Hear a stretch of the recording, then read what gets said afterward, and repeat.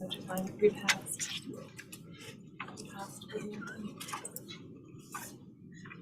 Do you have a thing for Julia?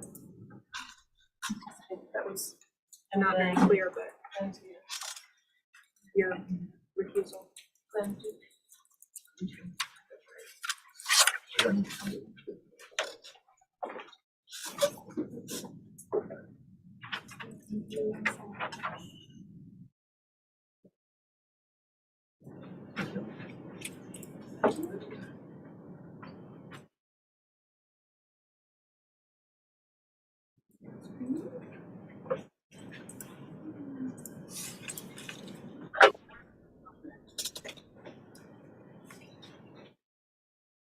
Yep, 4:30, we're good.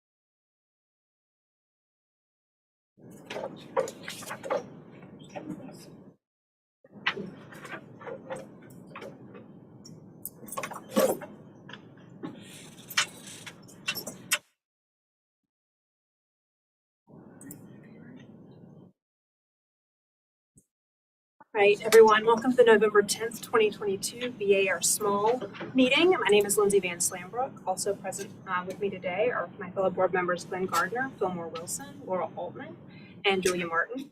City staff present today are Frankie Pinto, BARS Administrator, and Isabella Boardmere, Preservation Planner. The order of today's meeting will be as follows. Each project will start with an introduction, an overview of the project for the benefit of the public and the board. This will be followed by an applicant presentation.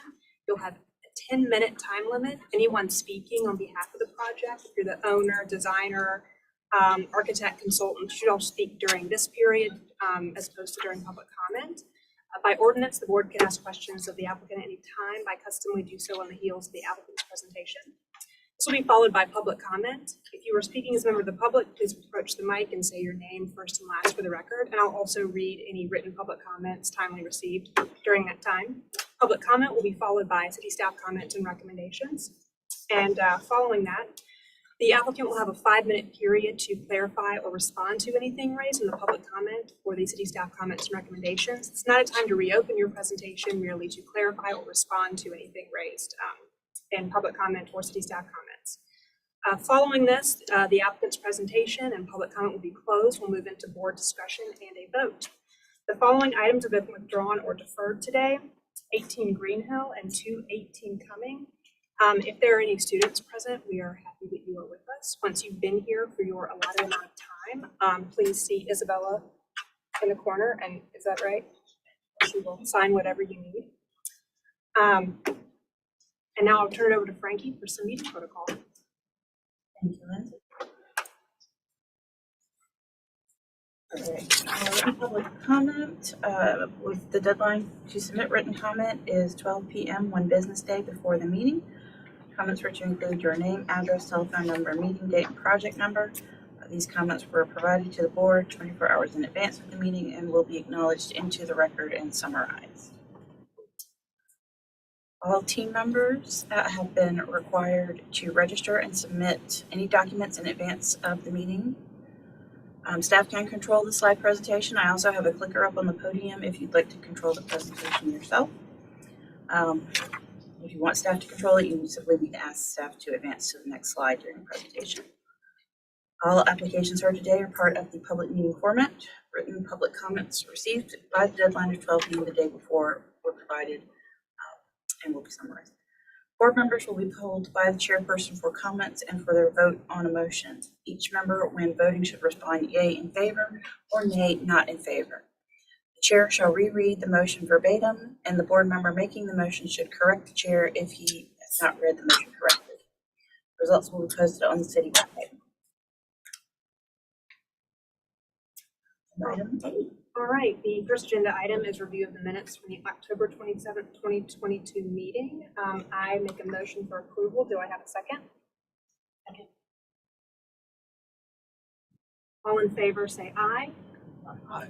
None opposed, the motion passes. We are on agenda item B1, 195 Gordon Street. Frankie, if you'll give us an introduction overview, please. 195 Gordon is requesting partial demolition of historic roof. Site visit was this morning at 8:30. It is a category 4 in Wagner Terrace, circa 1950 in the historic materials demolition purview. The property's location on Gordon Street. Existing site photos. Context of Gordon Street.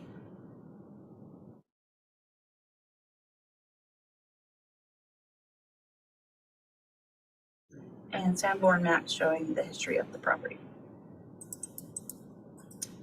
And with that, I will turn it over to the applicants. Hi, my name is Amber Ahmed. Mhm. I'll be representing 195 Gordon along with the homeowner Grace Barrett. Firstly, we'd like to thank everyone who came out this morning in the dreary weather to lay eyes on the house. We really appreciate your time. I think the takeaway is that this is a really sweet cottage in the heart of Wagner Terrace. And we're hopeful that despite the request to demo part of the roof, that you'll be swayed that this is an effort to maintain its great charm and still find it appropriate in the neighborhood. So in researching the home's history, the information is quite lean. The Sanborn map that Frankie showed in the previous slide is nearly all I could find as well. The footprint in that 1940 map shows a footprint consistent with what we saw this morning. The entry does jog back to the living room. So without having elevations or photographic proof, I think we can reasonably assume that the massing is original. That being said, VAR's file on this property is empty. It's a category 4. And the only other paper trail I can find is a permit pulled in 2005 to remove aluminum siding and replace that with the hardy that we see present now. Additionally, the windows have been replaced. At some point, the openings look to be original, but the windows themselves are now a vinyl clad 3/1. So the windows that we're asking to remove are not original to the house. Frankie, can you advance us to 82.1?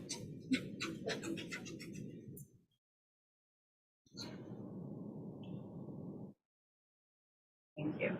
Okay, so the windows that I'm speaking about would be the two in red, and then we would like to pair windows consistent with the profile throughout the house. Again, introducing the 3/1, taking off those removed shutters, and then also updating them to an aluminum clad wooden window with STLs, which you all have allowed for this area of town. We'd also like to shift the front door location. I don't know if you noticed on site, but the front door is a little bit tight to the corner. I'd like to shift that slightly to the left if possible. And then moving the living room exterior wall so that it aligns in plane with the entry. So in doing that, we'll need to re-roof. And we're hopeful that you'll allow us to take the smaller entry gable. And if we can go back just a few slides, Frankie, to sheet S5. The catalyst behind this is the condition of the roof. Those parallel gables create a valley where water has come in and will continue to do so. So you can see a mastic stretch there as a temporary solution.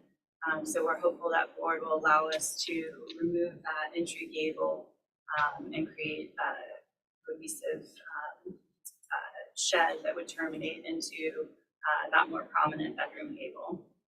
And with that, for questions. Thank you.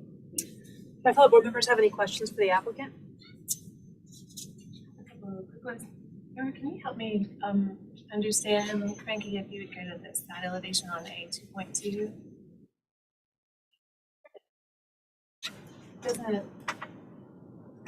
It doesn't appear that the addition extends beyond the plane of that existing gable, but in the plans it looks like it does. I just want to be sure I'm understanding what.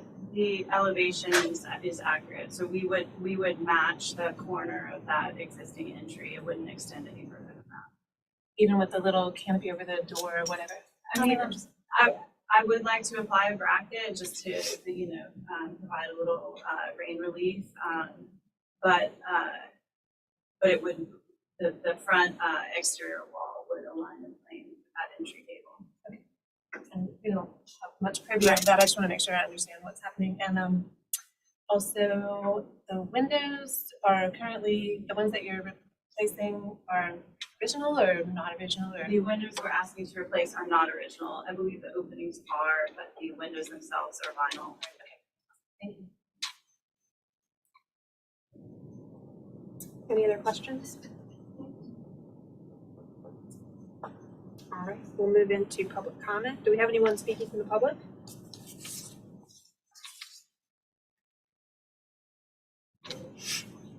April Wood, Historic Wilson Foundation. HSTAF has reviewed the application for partial demolition of the historic roof at 195 Gordon Street. The double gable roof form is used frequently in Wagner Terrace and is representative of the architectural character of this historic neighborhood. Removing this element would dramatically and permanently alter the historic character of the house. HTF respectfully recommends denial of the demolition of the roof form at the front of the house. The other portions were fine.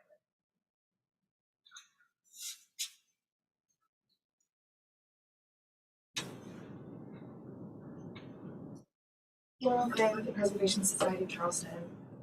The Preservation Society appreciated the chance to visit the site this morning. The current configuration of the roof on the front elevation is a character-defining feature of this house, and while we are not opposed to studying options to improve drainage conditions, we feel modifications should be more sensitive to the historic form. Lastly, the proposal to replace existing vinyl windows with wood is positive, but the size of the original opening should be maintained. Thank you.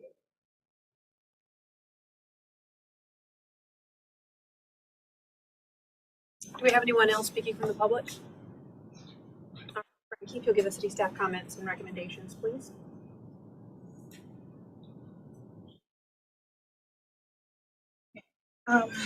While the proposed change does change the character, staff felt like it will prevent the water intrusion, which would preserve the structure from further damage. Therefore, staff is recommending approval.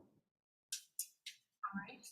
Ms. Ahmed, did you want to respond to or clarify anything raised in the public comment or city staff comments and recommendations? Sure. I can get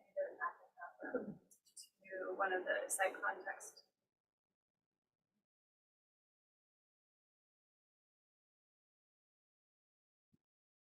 Sorry, I know these are really small. Is there a way that we can zoom in? This is the house directly across the street.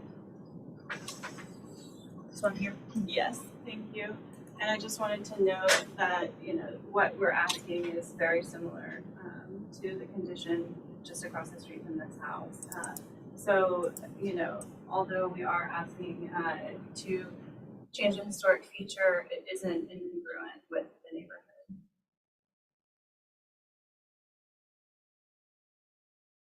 Thank you. Okay, public comment and the applicant's presentation is now closed. We'll move into board discussion and a vote.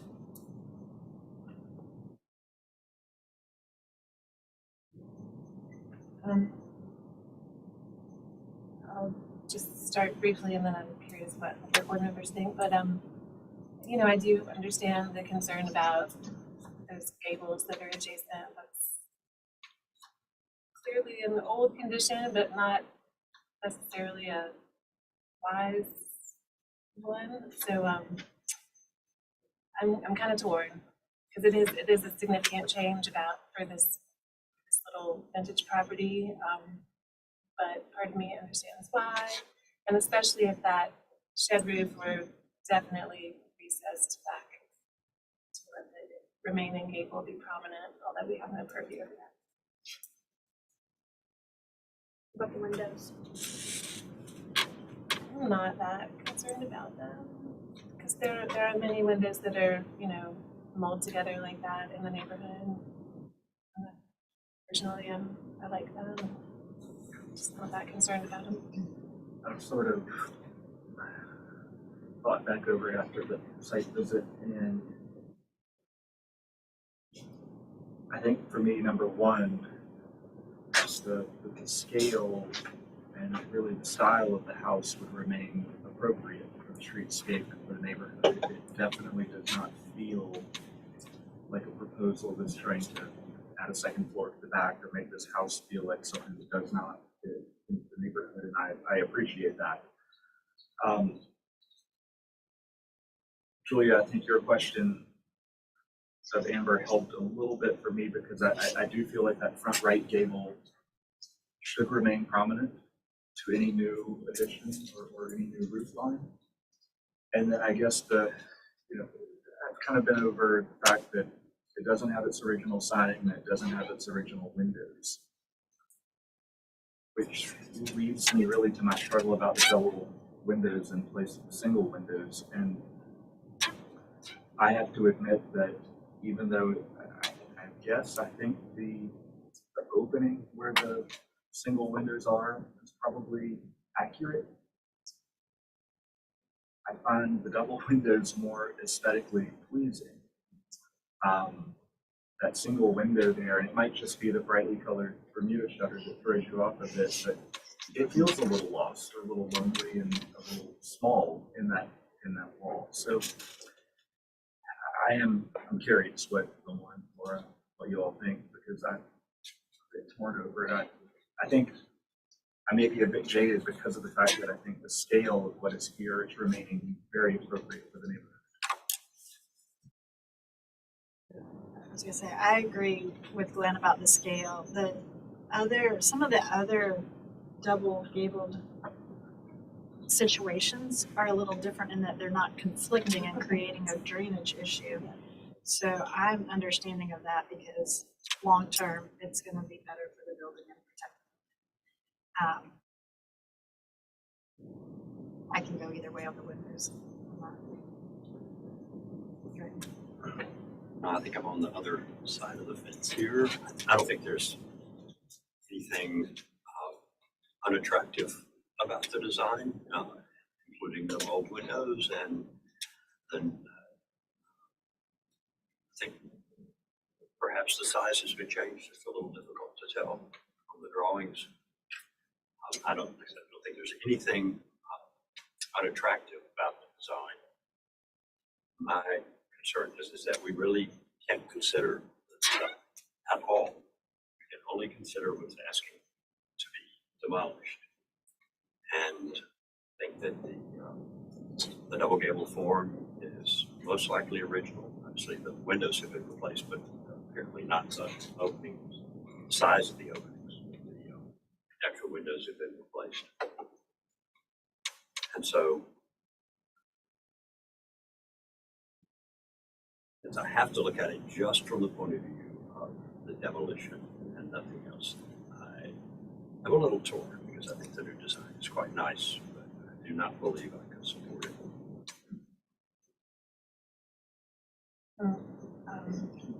Glenn also brought up the fact that most of the material we see, if not all of the material we see, is non-original at the exterior, which affects my calculus a little bit, but the form is original. That's right. I understand that. You're right about I mean, the roof, if you look at the photographs, that. the roof needs to be replaced. Just an asphalt shingle roof. The detail where at the double gables is a little tricky, but you don't have to take them off to fix that. And that can be fixed with some judicious changes in the way that roof is installed. And so I think that the water issues are, for me, are not the problem, because that could be remedied with appropriate roofing techniques. For me, it's changing the form on the street, since that's the only thing we actually have. Right.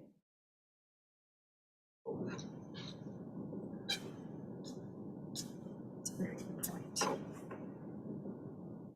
I'm okay with the windows because they're not original, and the gable, after hearing from my fellow board members, I am torn. I do think that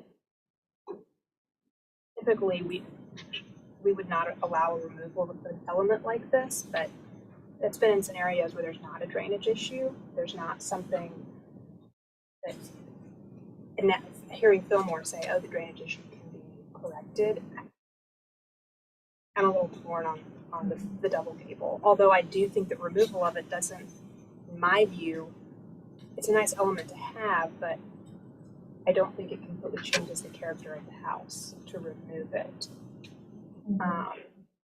And this was a much larger structure, but I'm thinking back to the application, I think it was on Ray Street, where they were going to remove that garage, that carport. And removal of something like that would have changed the character of that house, and this is something I'm just struggling with. So, but the windows, I'm okay approving demolition, simply because. Something to consider, like along the lines of what Fillmore said, we're talking about removing 2 front walls, really, not just windows. Like when you look at it in plan, we're talking about removing 2 front walls. And without, if we're not, they're both in red on the plans.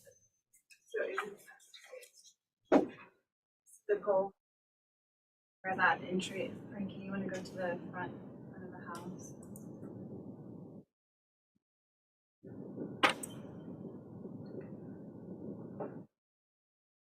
Sorry, you're right. This is an error. So,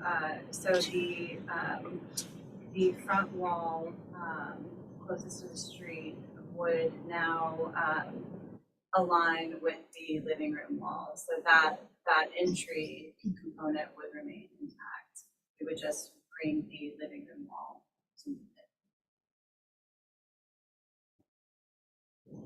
Yeah, it's not, that sounds good, it's not drawn like that in proposal, I don't think. Right, because the red, Proposal moves forward, I understand. right, so, and the part of it is like what Fillmore said, we can't technically look at the proposal. So if you look at it as a demolition, which is what we're supposed to do, the way it's presented, we would be removing a smaller gable plus at least the wall that has the single window in the living room.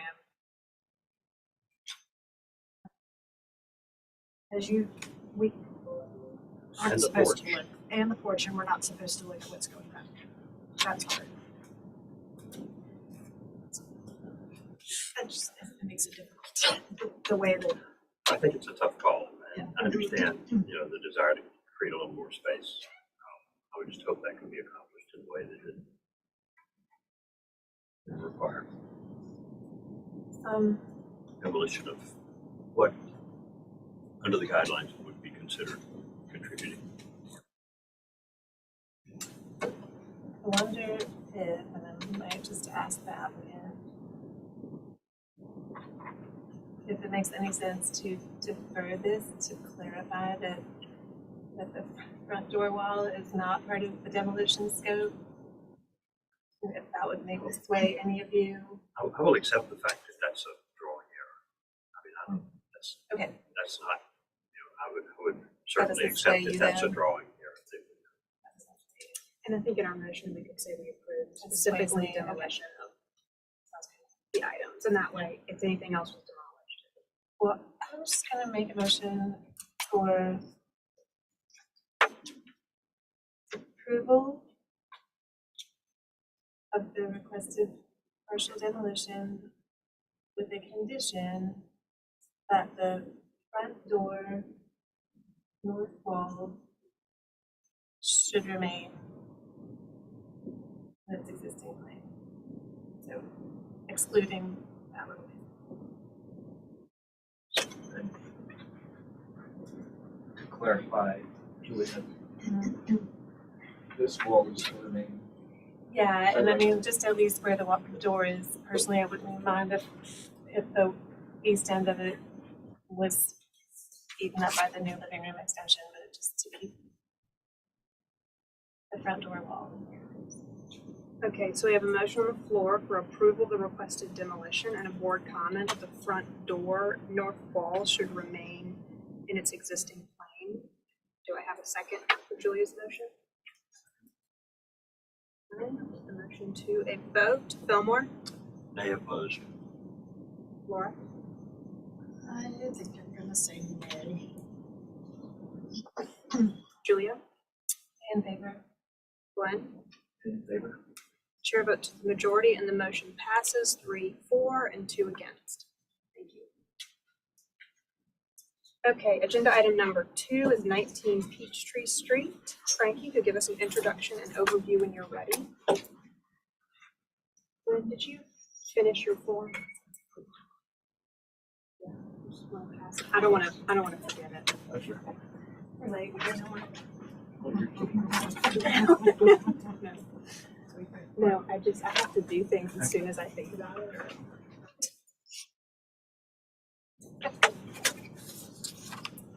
You're good. Page.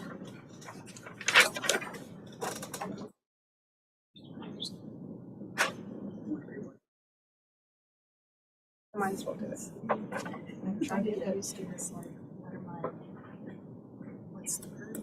What's the?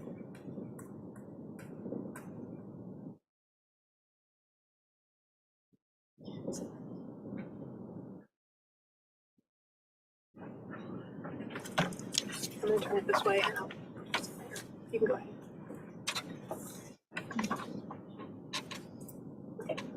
19 Peachtree is requesting partial demolition of historic structure, including columns, railings, and steps. Site visit was this morning at 8:50. It is a category 4 in North Central, circa 1940, in the historic materials demolition purview.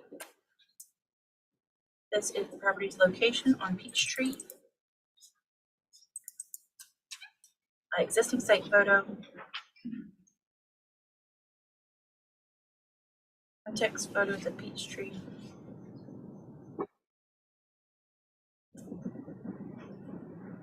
And Sanborn map showing the history of the structure. And I will turn it over to the applicants.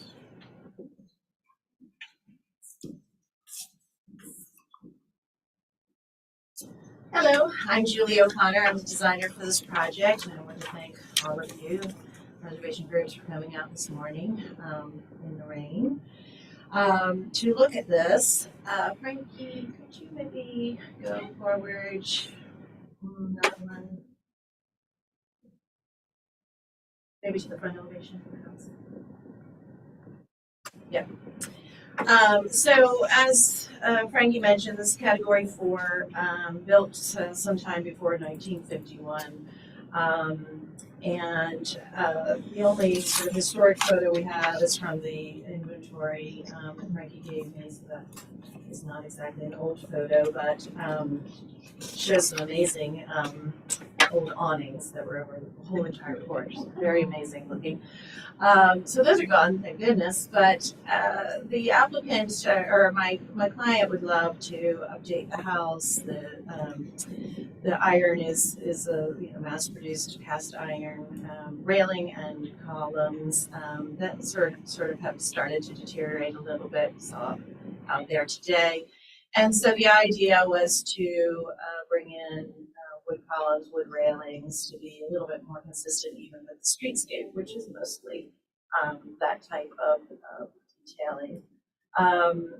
We would also like to remove the front stairs, which are brick with the little shoulders on them, to also just lighten up the look of that.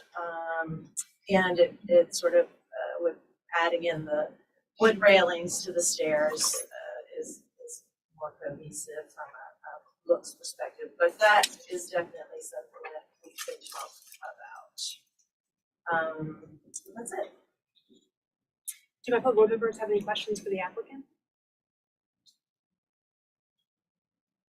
I guess I'll ask, is there any evidence of, and I think we were all looking this morning, did you find any evidence of any other light there? No, I mean, I haven't found anything.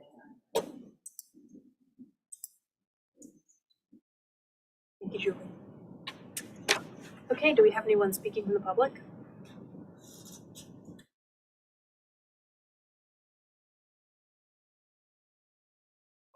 Well, I with the Preservation Society of Charleston. The Preservation Society appreciates the chance to discuss this project with the applicant. While the poured concrete porch and ironwork appear to be later modifications, the brick steps appear to be original, and we would encourage retention rather than replacement as this project moves forward. Thank you. Anyone else? Okay. Frankie, if you'll give us any staff comments and recommendations, please.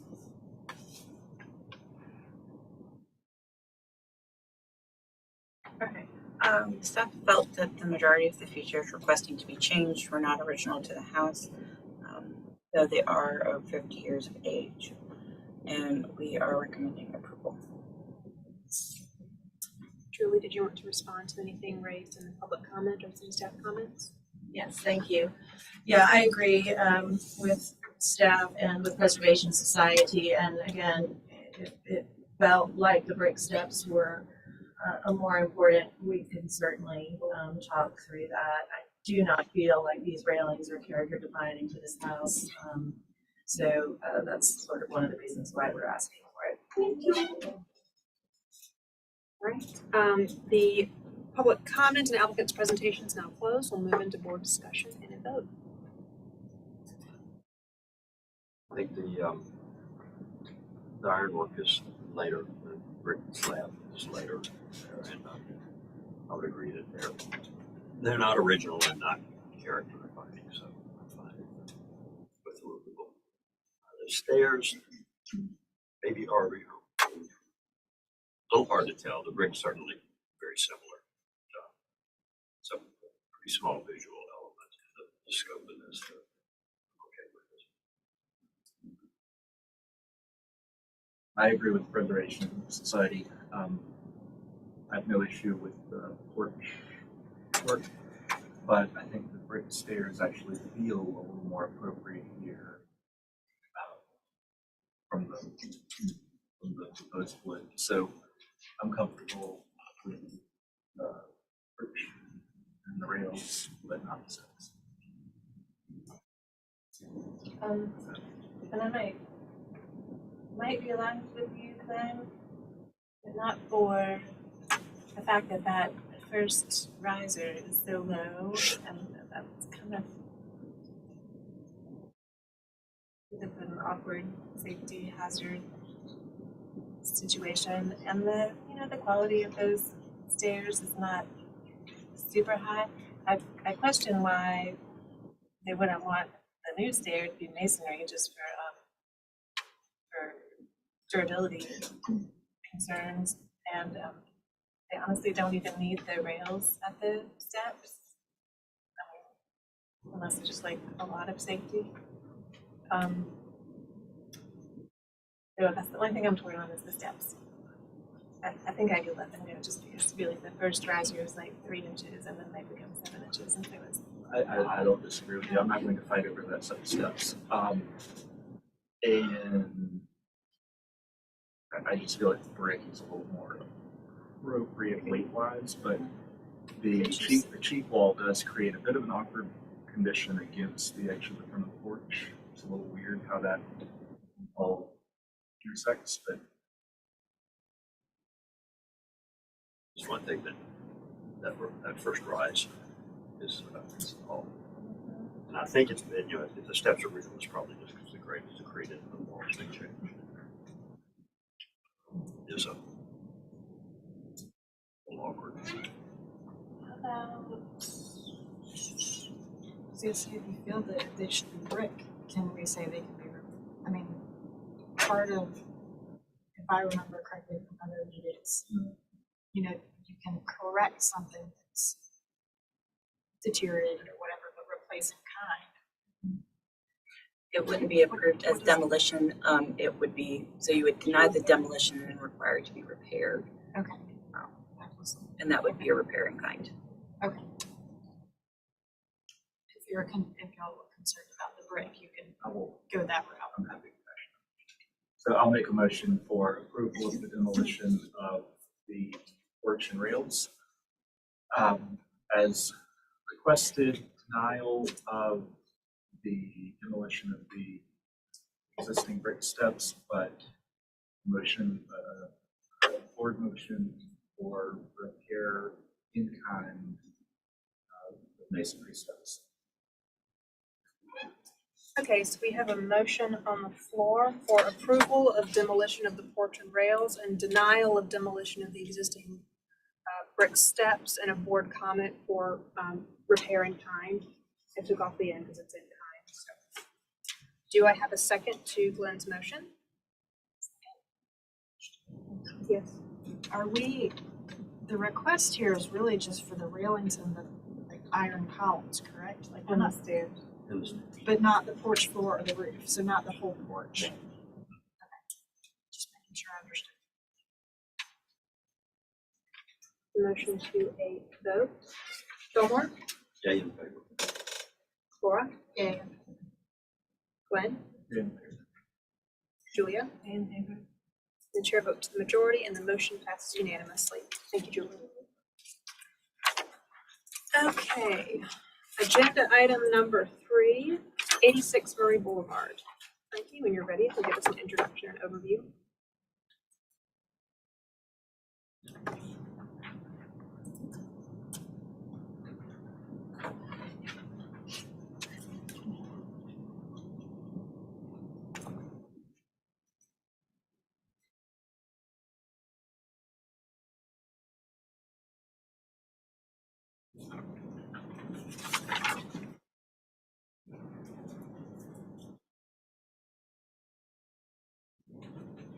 Okay, 86 Murray is requesting conceptual approval for elevator shaft and porch roof.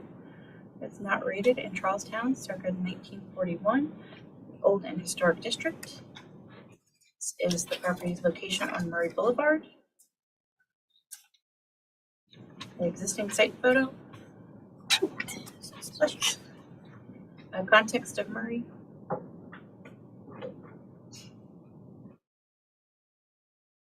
And a sampler map showing the history of the structure.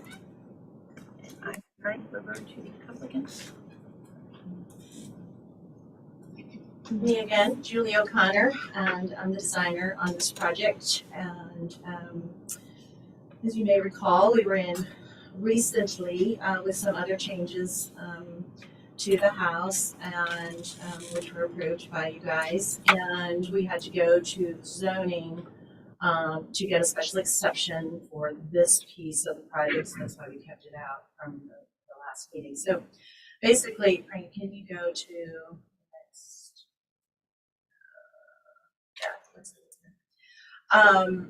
You may remember even when you were commenting on this strange little addition on the side, which I think was initially just a carport. And then was added onto vertically to have some type of sunroom scenario with a uncovered roof deck on top that's accessed through a bedroom on the second floor. And then later, the previous owners asked and had a zoning variance for a big, large HVAC stand, which you can sort of see in the bottom right photo, the HVAC stand behind there. And so lots of different things have happened on this particular side of the house. So my clients who have just bought this house need to have an elevator. The floor plan is quite tight. Can you go to maybe the front elevation? Floor plan is pretty tight. It doesn't really offer a good solution for an interior elevator. So we started looking towards the outside, and maybe the next slide.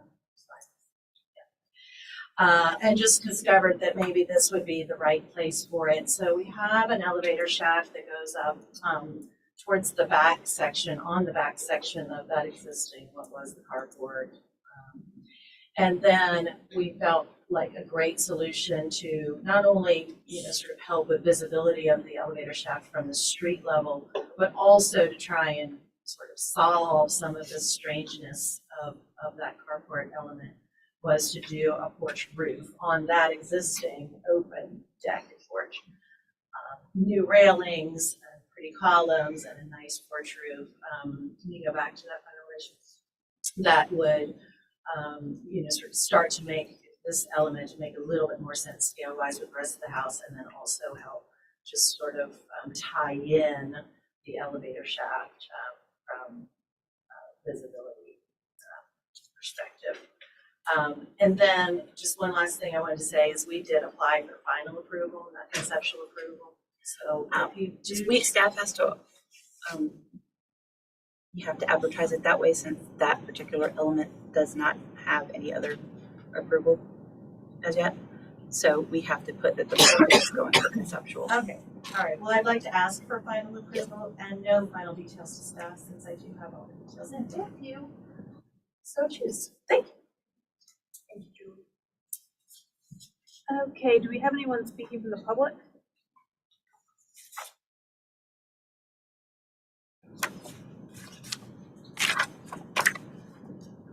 Laura Fay with the Preservation Society Charleston. The PSD appreciates the applicant walking us through this proposal. We are certainly sympathetic to accessibility needs and appreciate the efforts to locate this addition at a location where alterations have already occurred. However, elevator additions should ideally be located in the least conspicuous location possible, preferably at the rear of the property.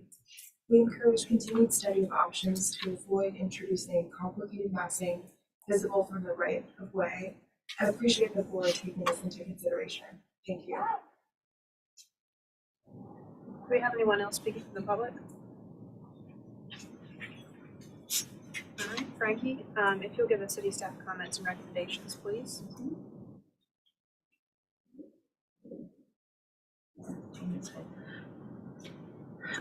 Just observations, this side of the structure has evolved over time with the addition of a porte cochere and later enclosure. And that the porch roof serves to minimize visibility of the elevator shaft. Staff was recommending conceptual approval of final review by staff.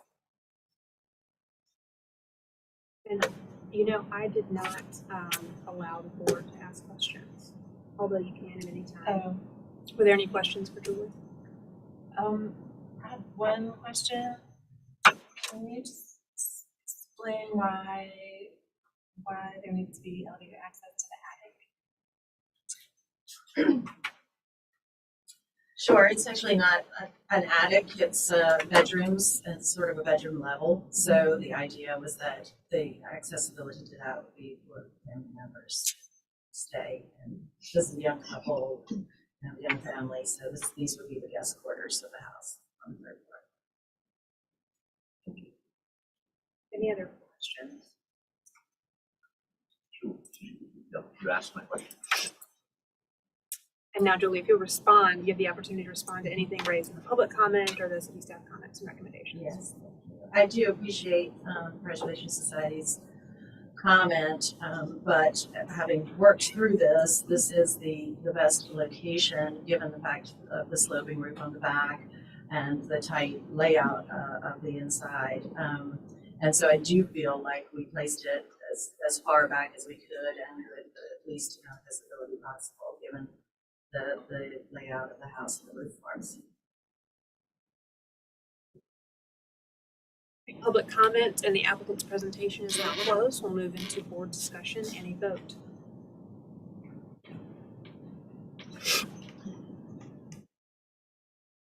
Have any real qualms about the vertical extension of that existing addition? And I think I would probably be comfortable with the elevator if it just went to the, third floor, whatever it is, and not all the way to the attic. That's the element that I'm having trouble with. I think I'm on a very similar page. because the location, when you look at your plan, seems very logical with regard to the elevator opening directly into master bedroom. I mean, it just seems to, it's already decided the house has been monkeyed with. I think it's the going all the way to the top that gives me a little bit of an elevator shaft feeling. I don't have any issue actually with the second story or the additional porch extension on the west side. And I think you see a little bit of that on a few other properties on Murray. So I don't think it's really out of character.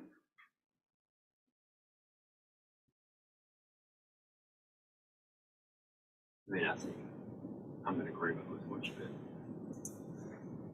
said before. I don't,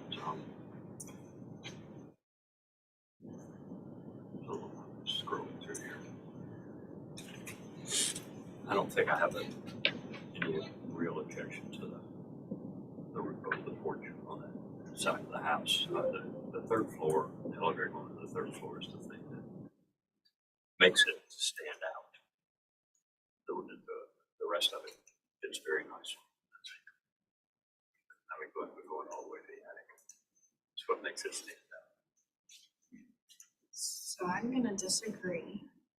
Having had a project myself before that was very difficult to fit in an elevator, and that in that case, it needed to also go to the attic, to the third floor, because this particular client had a studio up there, so they wanted access to all the floors. So I understand the desire to have access to all floors.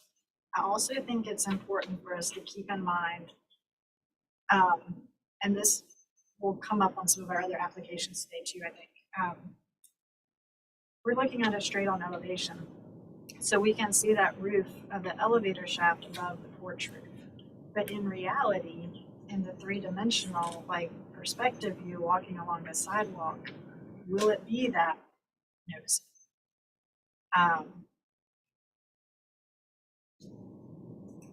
It's because it is further back. I think you'll still see some of it. I'm not opposed to it. I understand the need. I think they've done a good job in locating it as best as it possibly could be with the challenges of the floor plan and the massing and everything else. So I'm okay with it. Fall in line with Laura that I understand wanting that. If you're going to have an elevator, then you probably want it to be able to access all the floors. And if that attic floor is a usable floor that they need to access, I don't have a problem with the elevator doing that. And I also don't have any problem with the added porch roof.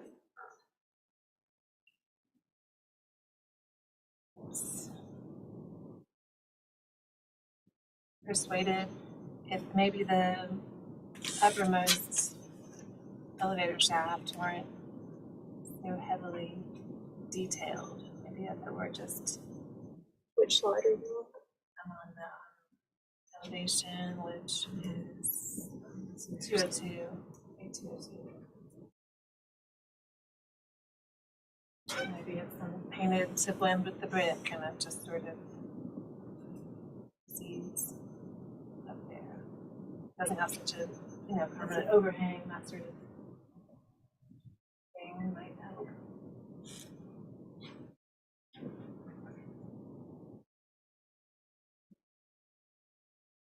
It definitely adds to the massing of a house that is already nearly the tallest house on the block. Or I think it is the tallest house on the block. It's pretty darn visible.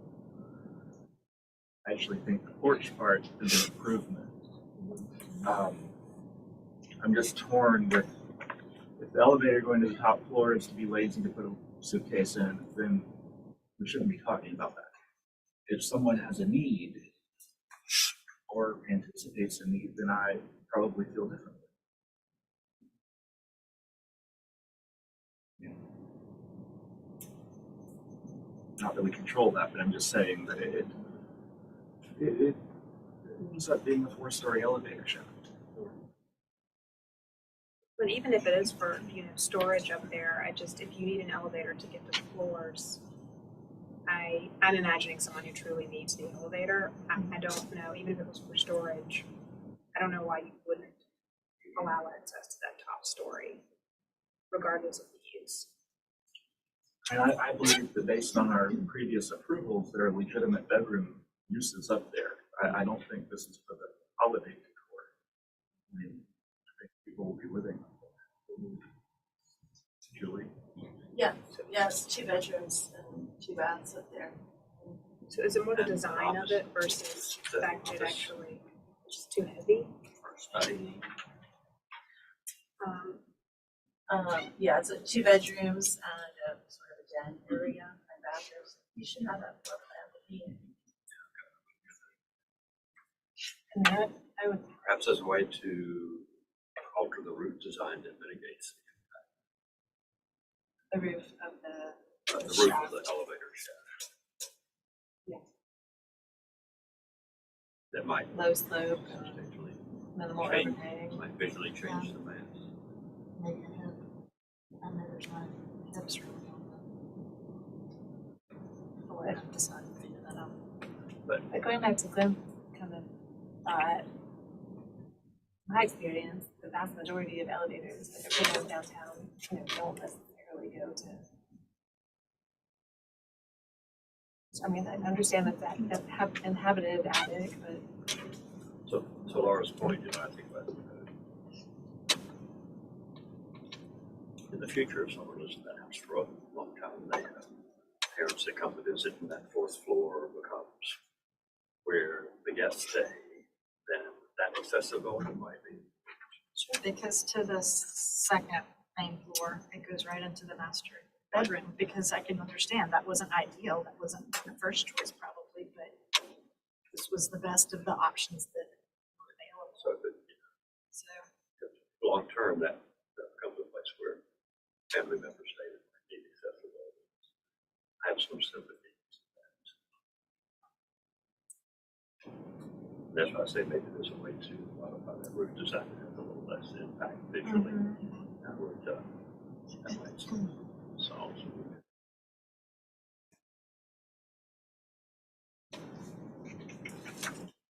all right, I'm gonna just load a question. Is that okay? You got someone else? Yeah, I mean, I'm just going to note that the floor plan reads that, and sure, I know that the ground floor can become a bunk room or a kid's room or whatever happens down there. at some point, but really and truly, the only other bedrooms are on the top floor. Is that correct? The entire 3rd floor is the master floor. Okay, so how about this motion for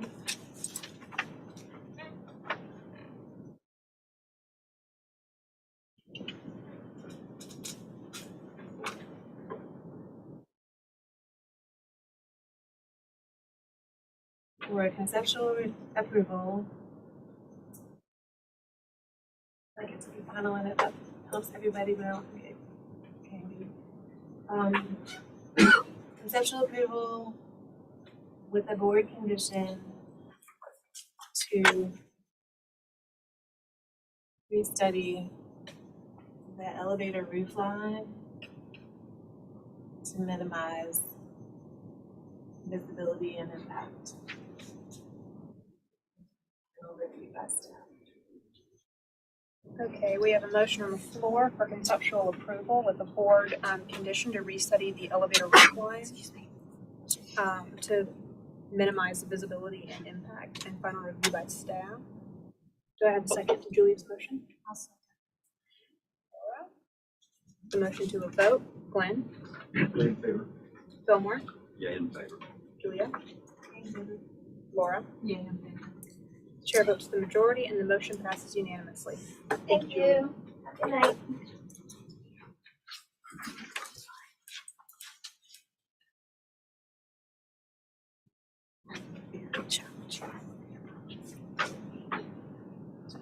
I have to come back, showing every single location I tried. Okay. Frankie, when you're ready, we are on agenda item number 4, 119 through 121 Broad Street.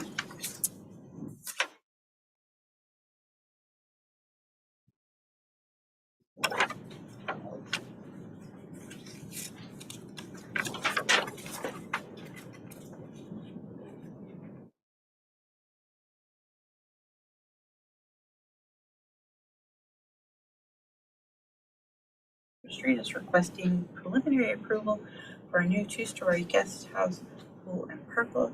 It's a Category 2 in Charlestown, circa 1803, in the Oldham Historic District.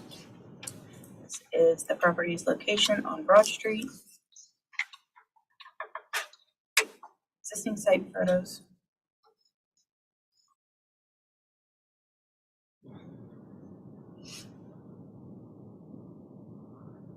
And some context photos of Broad.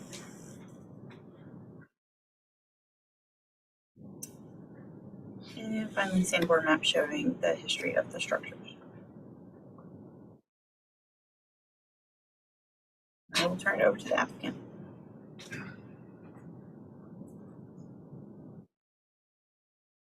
Neil Stevenson, architect representing the owners. You've all seen this project before. Last time we were before you granted conceptual approval for height scale passed, and there were a few things that you asked me to restudy. So even though we had the approval for height, there was a request to study, take another look at the proportions. And so also seeing that everybody was trying to get this as reduce the height as much as possible, I went to work and found every inch I could to reduce it. I was actually able to reduce it about 30 inches, just reducing some of the framing and working with a structural engineer. And then while we were going through the process, then we were confirmed with building inspections that we would have to the building would have to be built above the DFE. So luckily we were pretty close. Unfortunately, we wind up being like a reduction of just a few inches rather than 30 inches, but studying the proportions, we brought the columns in just a little bit. And we kind of played with it. I think that it works well. We added the base back, which is one of the ways we dealt with the DFE design. And overall, we reduced the height. As far as the pergola goes, we are actually able to reduce the height of that quite a bit, about 24 inches. And then we restudied the fascia of that so that it was keeping in more, it was relating to the house a little bit more. I think that there was some concern that may have been taken too much of a design term and that not relate to the house as much. We also looked at the pool equipment. There was a suggestion to, I know the sound of the pool equipment has been an issue or concern. So rather than have the pool equipment on a stand, we designed a little brick shed that we would spray foam on the inside with, which would definitely help cut the noise reduction out. Those pool equipment aren't that noisy, but as being that there's a concern, we addressed it in that manner. We explored the suggestion of doing an underground vault for that, and that didn't seem to be practical at all. So there's a lot of trees in that corner, in that side area that would disturb the root system. So I figured this was a better solution, I thought. We also are proposing an introduction of all the materials and pavers will be pervious, so to help with the drainage, which we know sounded like it was also a potential concern for the neighbors, and so that is basically our we were charged to study, and that was local. Do my fellow board members have any questions for the applicant?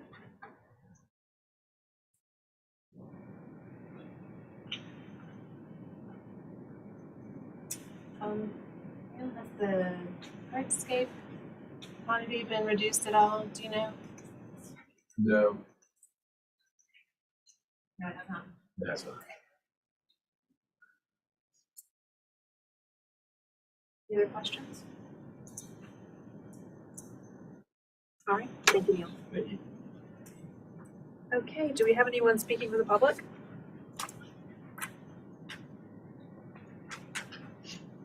All right, we received some written comments, which I'll read into the record now. The first is from Lawrence Wetzel, who lives at 50 and a half Legree Street.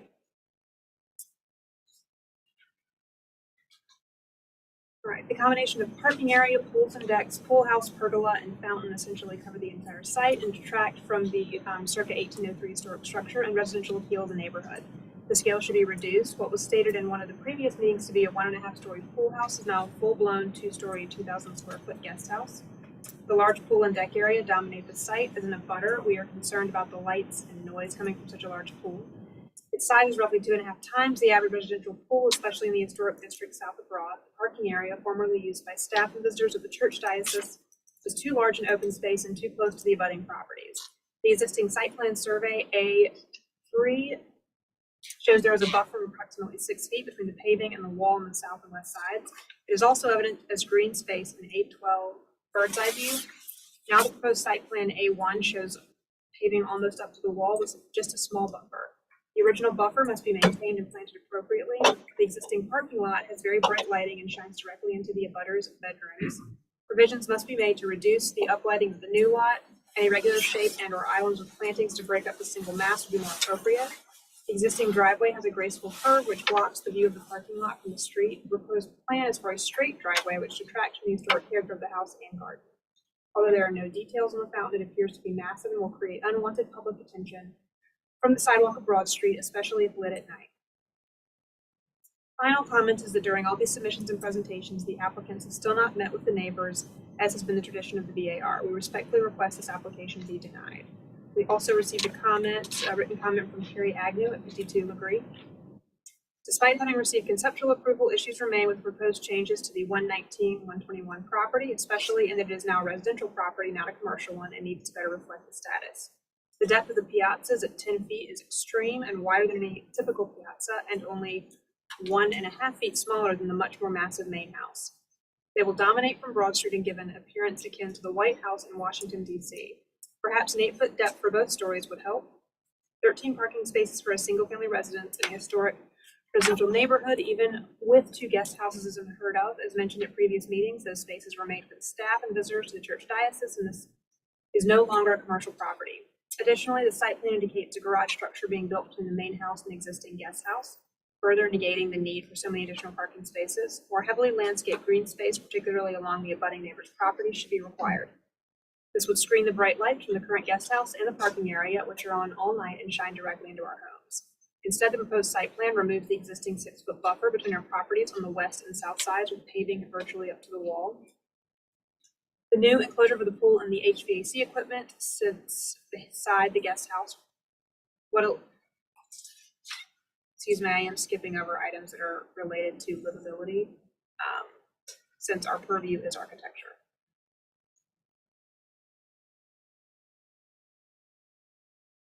As noted at previous meetings, neither the owner nor the representatives have ever met or spoken with the abutting property owners despite earlier assurances by their architect.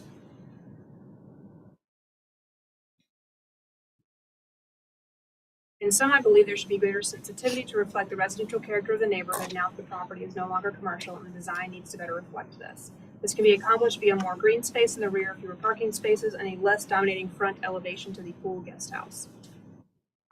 This is not a small hotel, which is what the plan gives every appearance of being. Please deny this plan as submitted, and that is the end of written comments. Hearing no one else from the public, we'll move into city staff comments and recommendations.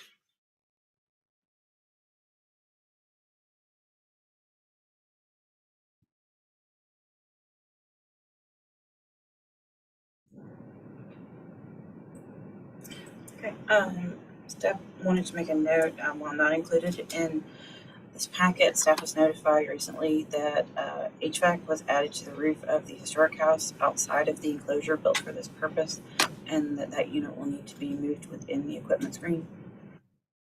Staff comments, Restudy the design and materials for the proposed pool and HVAC equipment enclosure to better coordinate with existing and proposed structures. While brick is proposed in the hardscape plan, this would be introducing a completely new material. Consider how the enclosure might coordinate and align with the pool house. Direction from the prior review was to reduce the amount of impervious for parking. Applicant has revised the material to be pervious, but not the amount.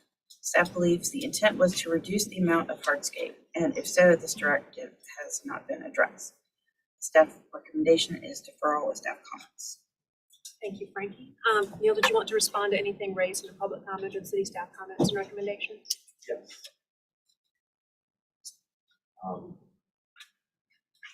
I would say that actually the brick house, brick pool equipment house was, we were planning on painting that, but we were going to address that at staff level.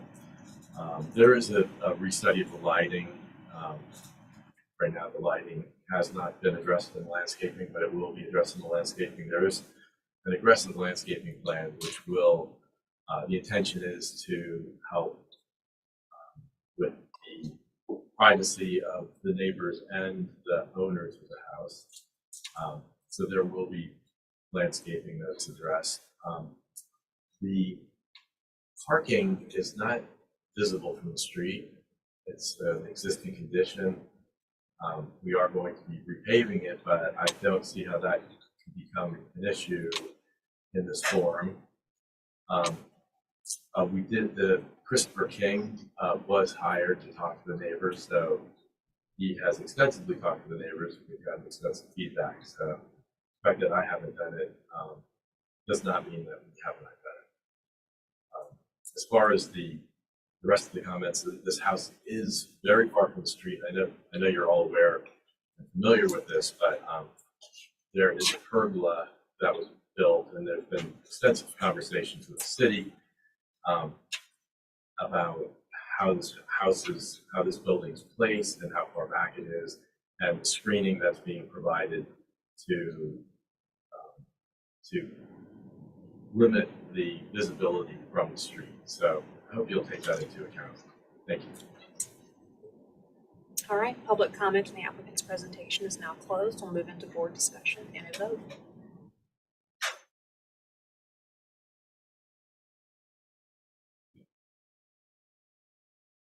I have not been here for the previous presentation, so I'm gonna wait and hear what you all have to say. I have a quick question of staff. The hardscape, be it pervious or not, is that parking area that was in question, is that an existing condition?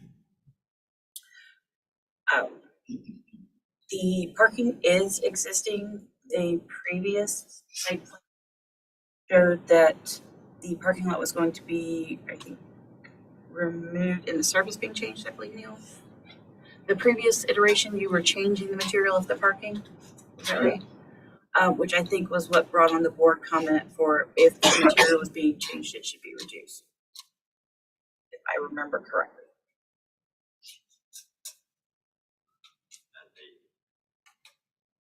The landscape plan presented here is conceptual, and so lighting is not included.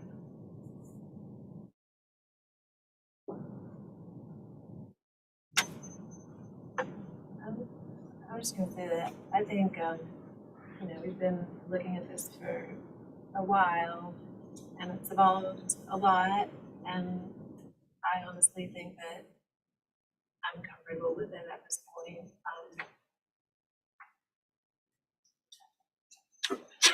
For conceptual. Some sort of conclusion. Again, the landscape and hardscape, like Fillmore said, is conceptual, and I assume that will be submitted and presumably it could be dealt with by staff and not have to come back here again, but it's an enormous property, and the amount of hardscape. So I think I'm okay with it all. I guess one of my hangups, Julia, is that the colored conceptual site plan, landscape plan.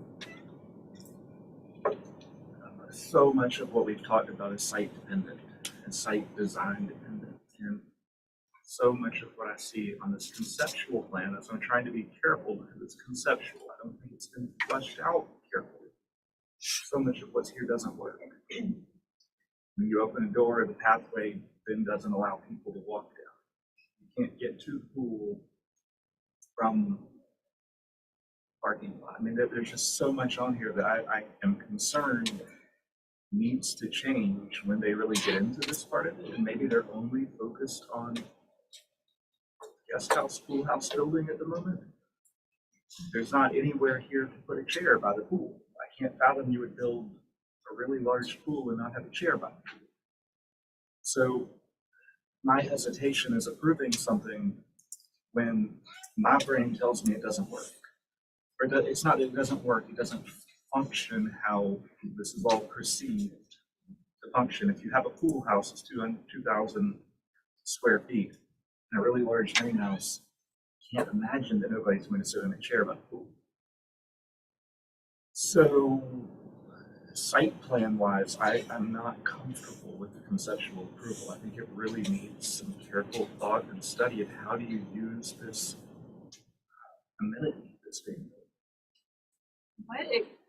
So that I understand partly the past and what we're supposed to be focusing on.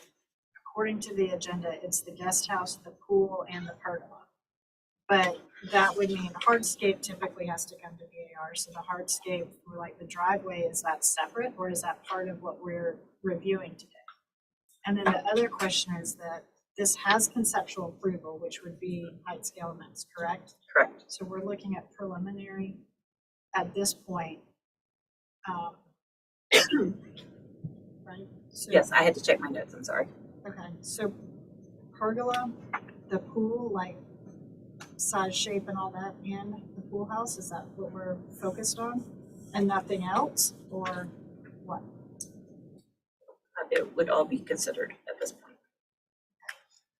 All the hardscape? So are we looking at the landscape plan at preliminary or conceptual? It hasn't changed. Conceptual and then just maybe labeling. I think that's a labeling issue. So we would be looking at preliminary.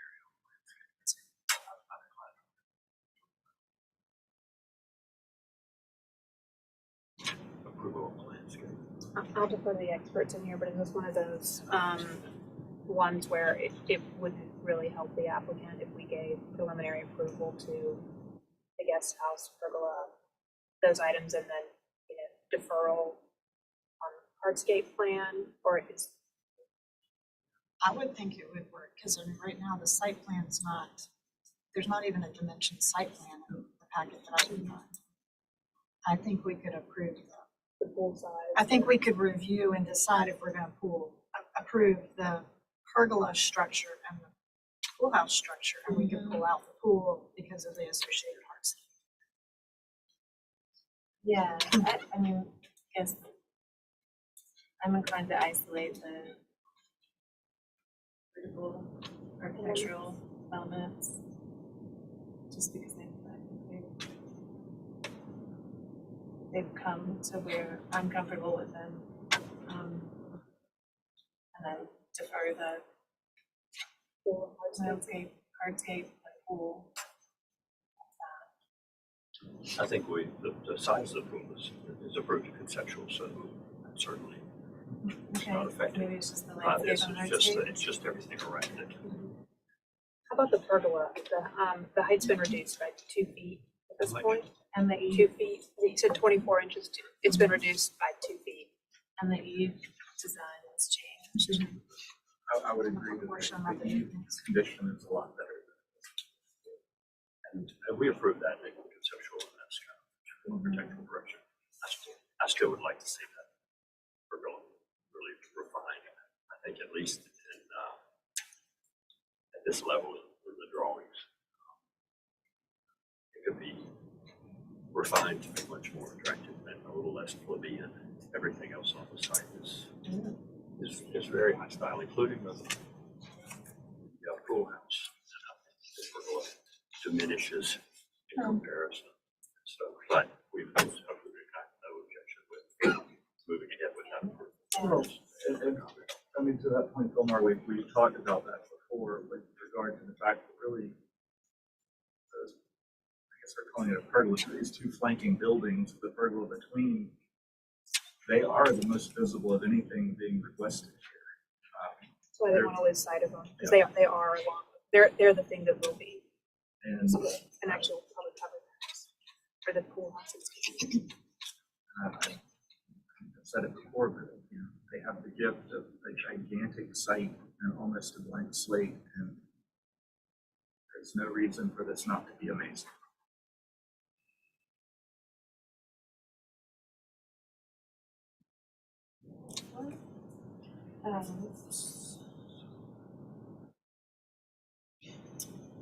A motion for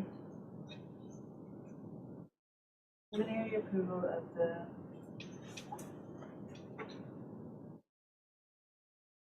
pool house and pergola,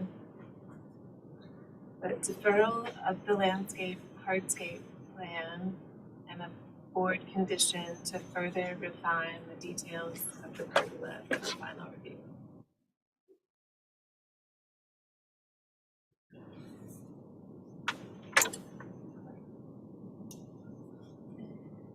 Okay, so we have a motion on the floor for preliminary approval of the pool house, pool, and pergola, deferral of the landscape hardscape plan, a board comment to further refine the details of the pergola, and final review by staff.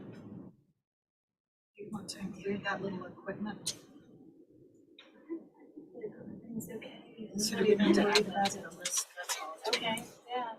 Just So so we're Do clear. that too. A revised motion for preliminary approval of the pool house, pool, pergola, and equipment structure. And then the rest of the motion remains. Yes, so preliminary approval of the pool house, pool, pergola, and equipment structure. Deferral of the landscape hardscape plan.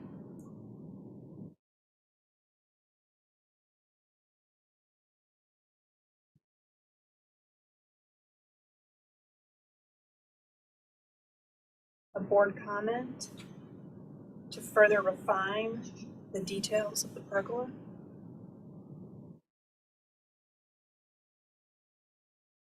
And final review by staff.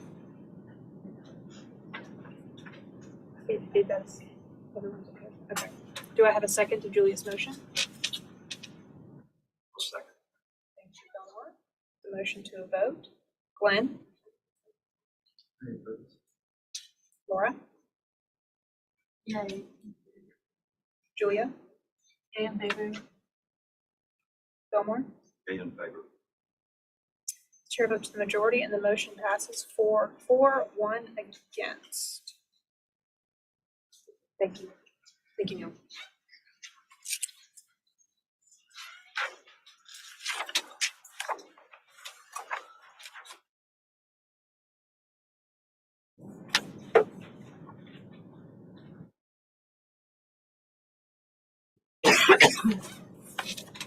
Okay, we are on, let's see, agenda item number 5, 18 Green Hill Street was deferred by staff. We are on agenda item number 6, 292 King Street. Frankie, if you'll give us an introduction and overview when you are ready.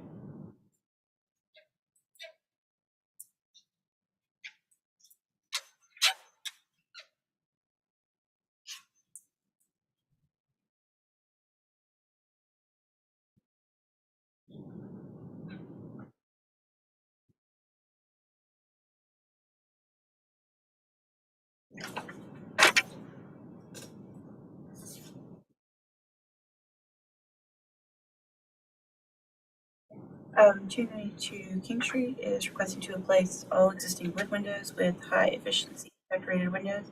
It is not surveyed pre-1902 in old and historic districts. This is the property's location on King Street. existing site photo, context of King Street, and Sanborn map showing the history of the structure. And then we'll turn it over to the applicant.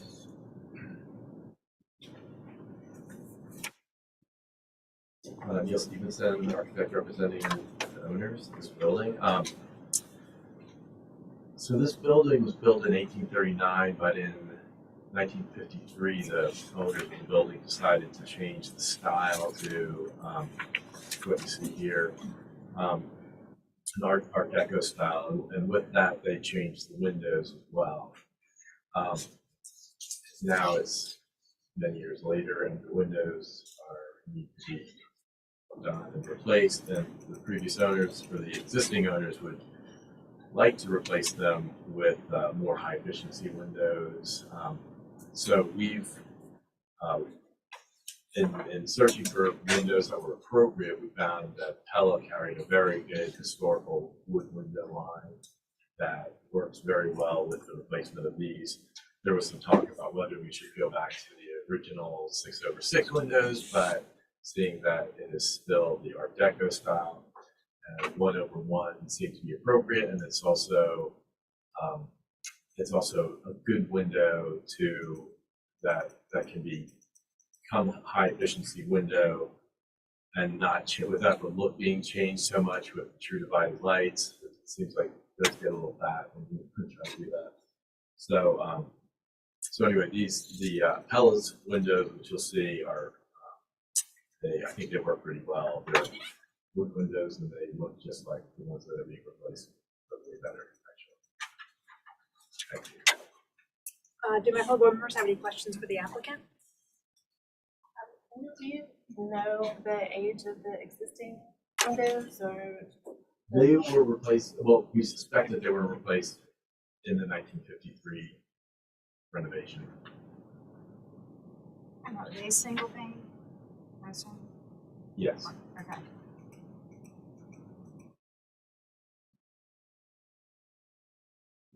Any other questions? And the Pella would be painted wood, is that what I'm seeing? Correct. Okay.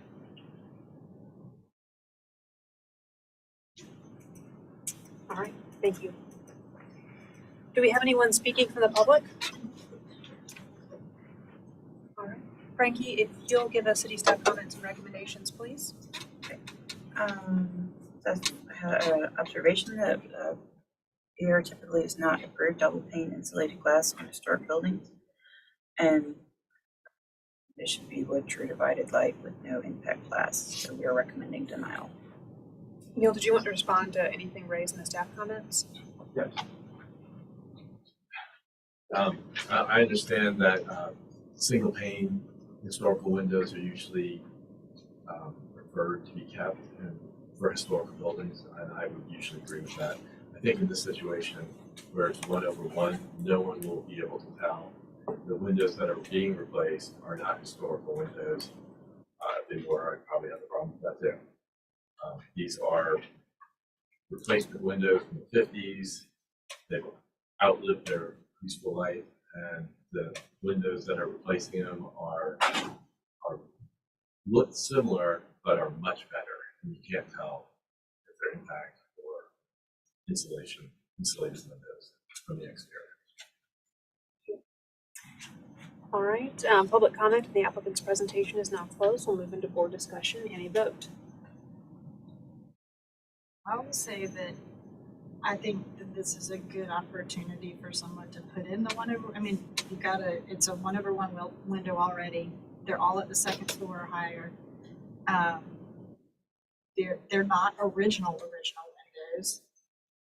And there's the added benefit of impact rating, means you're protecting the building long term.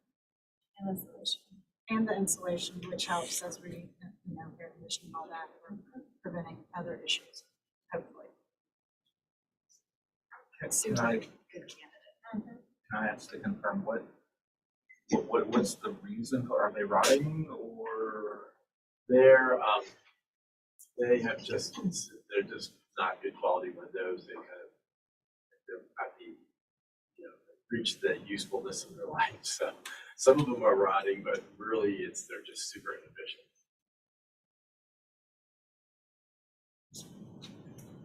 I agree with Laura that it's a good case for energy efficiency and hurricane protection of the building in a way that will be barely, if at all, detectable. And someday, 50 years from now, we'll know that these were not original windows. Be no question. So They are. they're put in our time. The devil's advocate, they are technically historic. Sure. Yes, because they're older, yeah. And I think if it's ever approved IG windows in a historic structure, and in the old historic district, and I agree with you. I am certainly would hate to deny someone the ability to appropriately improve the energy efficiency of a building. And this is probably as an example as you can get. I agree with what's been said. I do fear a little bit the slippery slope and the fact that the next it might not be quite so appropriate. It's just going to point to this building and say, "Oh, but you let them put IG windows in." The impact is a more powerful argument for me than the energy efficiency because it protects the building. That's, you sort of can't get away with the idea that you're going to do impact. It's going to be more than one layer of glass. And I'm not hoping there may be out there somewhere, but I'm hoping there are window that is a single pane. So in terms of essentially you're concerned about setting a precedent, right? How much we take every project on its individual merit, correct? And like I said, I mean, being at the second floor, the 1/1 windows, this seems like the best possible candidate. I wouldn't say that if it were a different situation, so the first floor it was more visible, if it was divided lights, yeah. If they were replacing the original, these have been changed and we're keeping that same Art Deco style that is historic at this point. April Wood from Historic Johnson Foundation, if she has something she'd like to share. Just as a precedent comment, Francis. April, could you approach the mic, please? Comment, but as a precedent, especially the Francis Marion Hotel has inflated. Thank you. So, these windows were falling apart, it would be easier. But I will say that if there is a candidate, this would be on the better end of candidates because we have photos proving that these are not, well, they're not the original windows and this isn't even the original skin of the building. It then gets to the question of, I understand that I'm sure it's probably a largely noise, whether we want to talk about that part or not, but I'm fully aware that that area right there are deliveries at 3, 4, 5 in the morning. I'm sure they want to try to keep noise out. Just how many buildings want to follow suit. Being upper floors is definitely more palatable than ground floor. So Laura's point, theoretically, we do not set precedent because theoretically, every situation is unique. But in the real world where we live, we do set precedent because precedent is constantly used to try to convince this board to go one way or another. And so I'm cautious about that. And I agree with Glenn that these windows were falling apart. Well, I'm not sure if they were falling apart. They were falling apart. It might be a repair, survey, window survey, and repair and replace in kind. And that would be the standard. But, this is a little different. The fact that the building,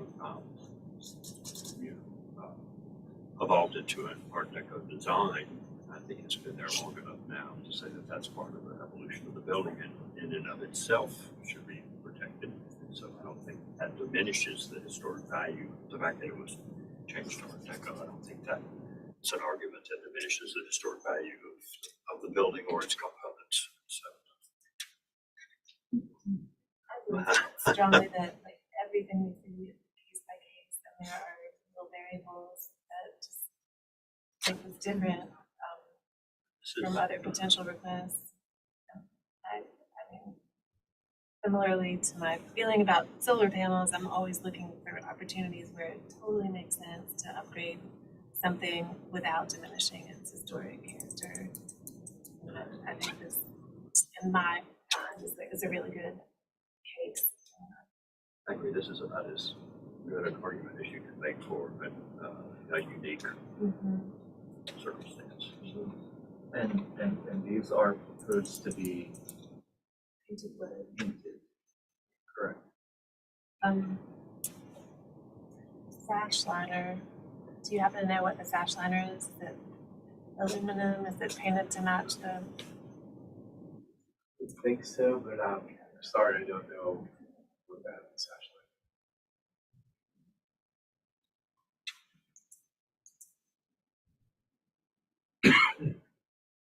I am okay in this situation with replacing the windows, but like no more. I am very concerned about setting precedent and think that this could be differentiated from other scenarios or window replacements requested. that's it. A good quality window there too, which is Like purview over the replacement, which is yeah. Yeah, I guess that to me is one major question is the liner. Yeah. Because I mean, obviously the proposal is to paint them this black color and Currently, there's a silver or I white see a little something, something. right? Yeah. But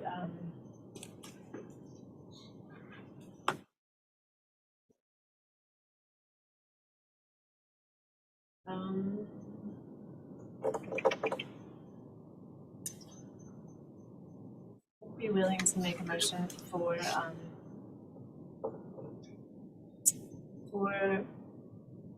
final approval, I guess it would be, of the proposed replacement. The board condition that the applicant verify the jam liner can match the color of the painted windows. I really think that's possible. The way it says about virtually unlimited customization on the color cut sheet, I think that's the critical.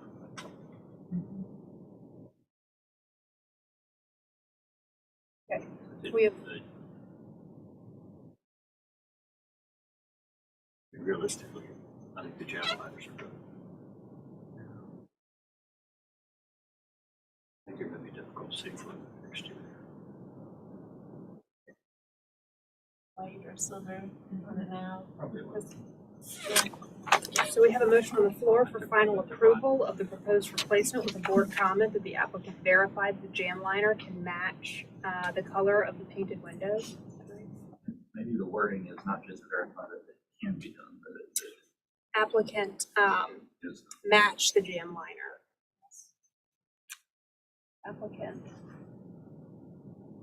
match the color of the jam liner to the painted windows.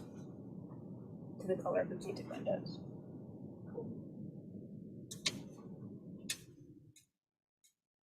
All right, do I have a second to Julia's motion? I'll second that. Laura? The motion to a vote, Glenn? Yeah, in favor. Fillmore? Yay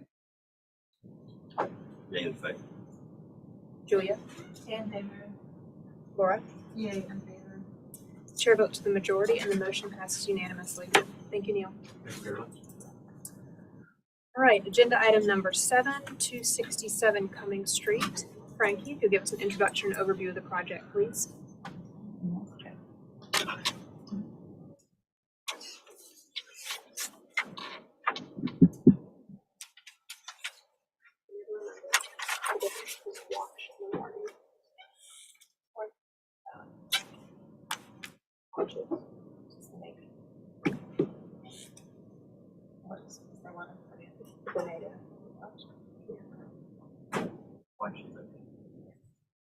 The walls are strong here.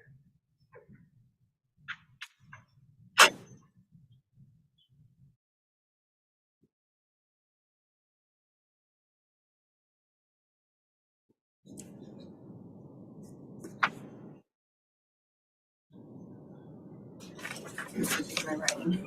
God bless you.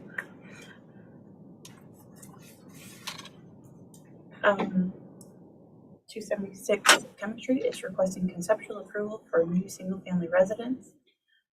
It's not surveyed in Canonboro, Elliott Borough, new project in the Old City District. This is the location on Cumming Street. Existing site. In context of Cumming Street.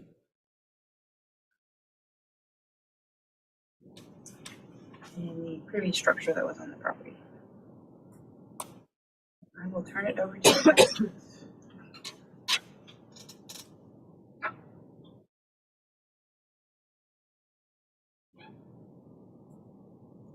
Those are so small.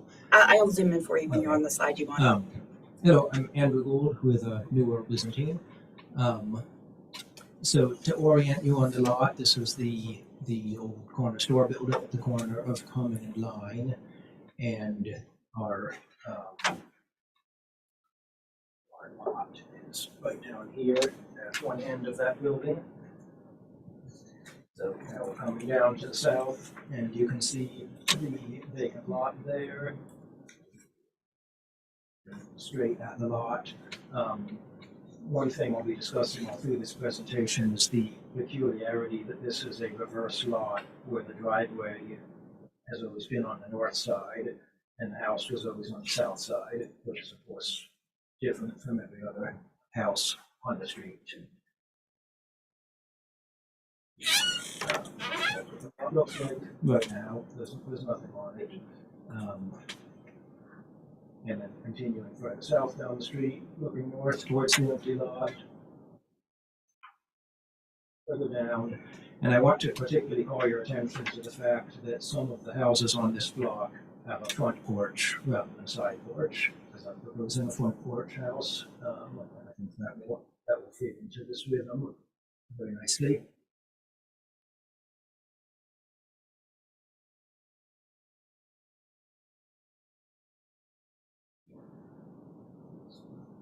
You can see an aerial view here. So one thing to mention about this project is that this interconnects with several other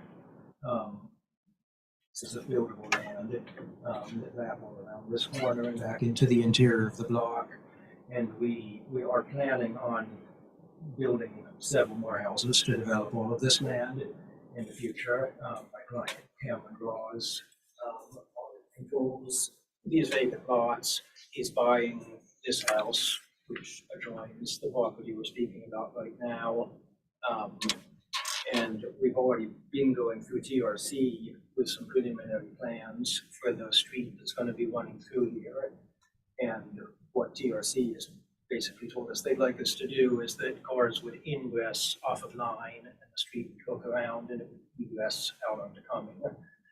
So this driveway next to our building is eventually going to be the egress for 6 or more houses. So it needs to be at least 12 feet wide.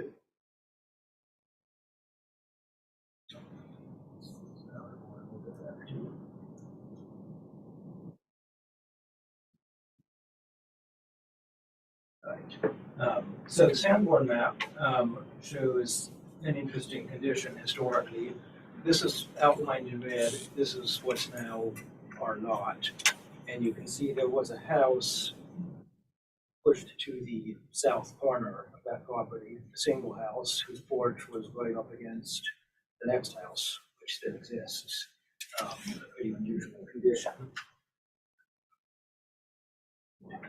If we look at various Sanborn maps, we can see what happened there is that this house on 267 Cumming actually was there first before anything else was on the block. So it was actually the neighbor who was the obnoxious one who built his house right up against this guy's porch. And eventually that house disappeared in this corner store building and sort of got bigger and bigger until it came on to our lot. And so here you can see what has happened, that corner store building now remarkably protrudes onto this lot 5 feet, quite a large encroachment, which means we have only so much room to build a house and have that driveway left over. So our house, I'm proposing, would be just 2 feet from the property line, which makes it 3 feet from the neighbor's house. We've already been through the BZA and the setback variance to do that. Buying this property, so there's no affected neighbor. And I think now it's apparent why I'm proposing a house with a front porch instead of a side porch. I don't want to recreate that condition of having a porch right up against the neighbor's house. So here is the existing and proposed streetscape elevation. I'm proposing a house that's reads as 2.5 stories. It's really about 2 3/4 stories with a very elegant front porch. It is taller than the neighboring house, but I just want to, clarify that this is an empty lot. There's no existing structure on the lot. There's nothing to be subordinate to. So we were in a 3-story zone. I could do a full 3-story building a good deal taller than that and still be zoning compliant. And just, as a precedent to point out, the board has recently approved full 3-story buildings like this on empty lots that are completely surrounded by 2-story houses. So we're not going nearly as tall as this new houses, for instance.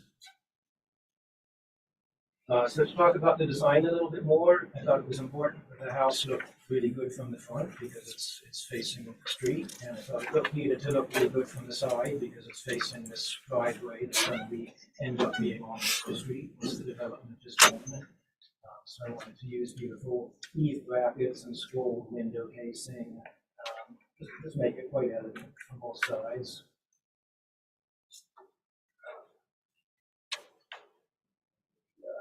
Back side. Here's the floor plan. It's a 4-bedroom house, 1,700 square feet, 2nd floor, 3rd floor. And the building section, it's no taller than it needs to be. Each floor is 8.5, 9.5 feet tall.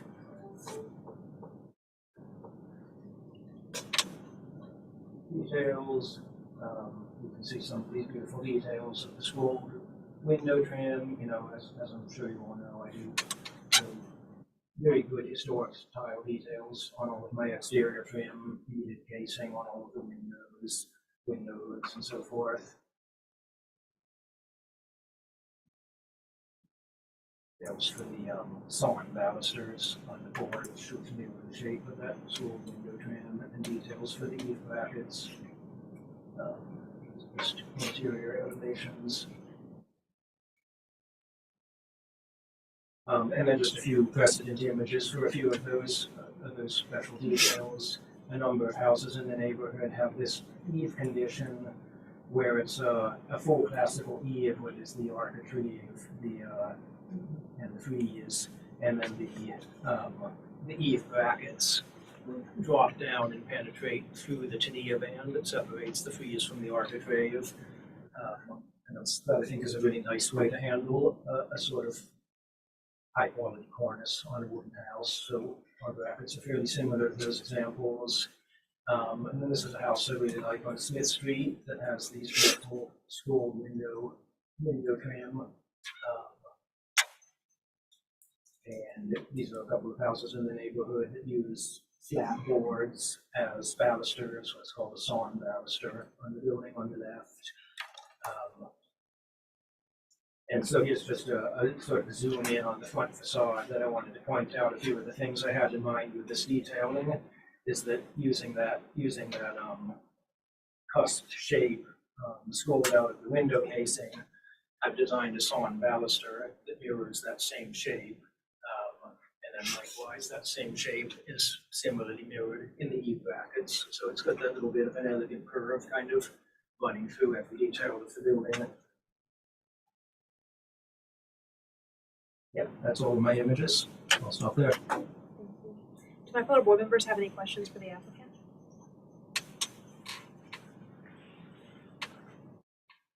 All right, thank you. Do we have any public comment?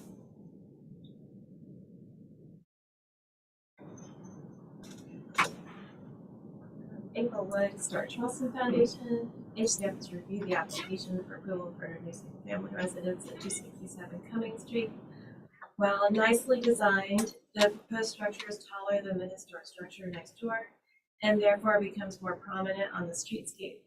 The lot at 267 Cumming Street is deep and can accommodate a longer structure.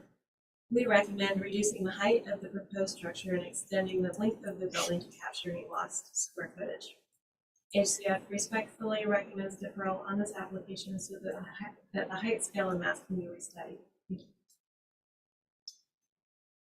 Do we have anyone else speaking from the public? All right, we've got no written comments. Frankie, will you give us city staff comments and recommendations, please?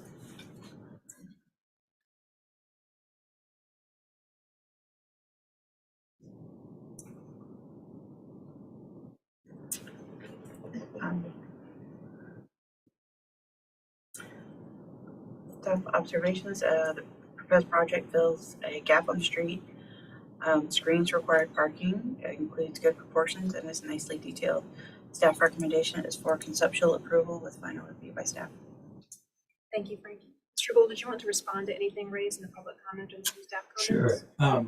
Let me go back to the site plan.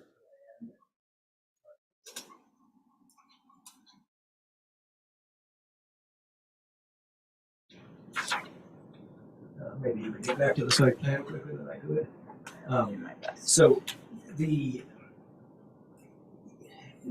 notion that we can just take up more of the lot by making the building longer is problematic, in that this particular lot is zoned to support 2 houses. So we are planning to build another house in the back, and then the other lot above is zoned to support 4 houses. And then on top of that, we have a considerable parking burden that belongs to the corner building, because the corner building is going to have several apartments in it, for which it does not have grandfathered parking. So we're obliged to park several parking spaces for that existing corner building on these other lots. It may even be necessary to install a parking carousel somewhere in this development in order to meet that parking burden. Obviously, all that's going to be reviewed at another time, when we figure out just how much land is involved and what the layout is going to be. And it may even end up before the BAR large when it gets to that stage. But in any event, we're confident that regardless of what happens on that other land, we're very confident that this house is the right solution for this little bit of the land, and that we really can't spare any more land for it. It is a zoned 3-story lot. There's no requirement in the height district ordinance that a building on an empty lot be subordinate to buildings on other lots on the block. As you know, there's some extremely tall buildings very close to this. The north side of Line Street has 50-foot tall 4-story apartment buildings a stone's throw away from this property. So I think in general, in terms of new buildings in the area, we're actually pretty modest on how far we're pushing the height of this one. Also, I'll say regarding the staff recommendation for conceptual approval, these plans are done, as you can see. I have all of the details, even the electrical plan in here. So if you're happy with this building the way it is and are inclined to approve it, I would suggest you could grant it just final approval, because we've submitted full construction documents here. Thank you very much. Public comment. The applicant's presentation is now closed. We'll move into board discussion and a vote.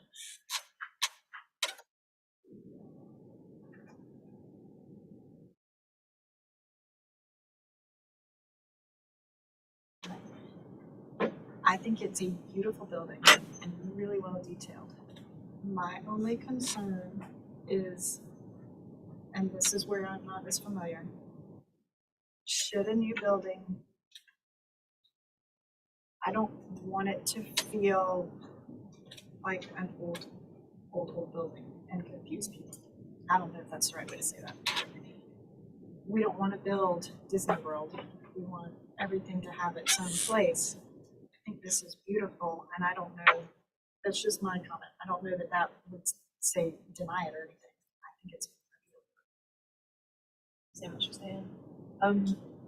Regarding the height, I hear April, Historic Charleston, but I do think that there's plenty of precedent on the streetscape for this kind of variation, and I'm comfortable with the height. And to your point, Laura, I think it's pretty easy to detect that this is not a historic building. It's traditionally detailed and traditionally designed, but I think there are plenty of clues there that it's not historic. Yeah. So I really have no problem with it, and it's not that I necessarily am sold by the argument that they have a big parking burden or whatever in terms of where the house is on the lot, but I just think it's appropriate, and I think it's nice, and I have no problem with it. I agree with Julie. I think it's a very attractive design, and elevation is very proportional. I looked at it and looked at the floors, and I said, well, because it is taller than the building next door. I said, well, maybe we could go 9 and 8 and drop the eave about 16 or 17 inches, but it's awfully proportional just the way it is in elevation, particularly on the front. And so I'm not sure that would be sort of do it justice if you did that. And I agree with Julia. I think it's a very nicely detailed building. It has traditional elements, but there will be no question when it's built that it's a modern building. Everything on it will be modern. The windows will be modern. Windows, there'll be all kinds of evidence that this is a 21st century building. So I don't have much concern about that, even though it's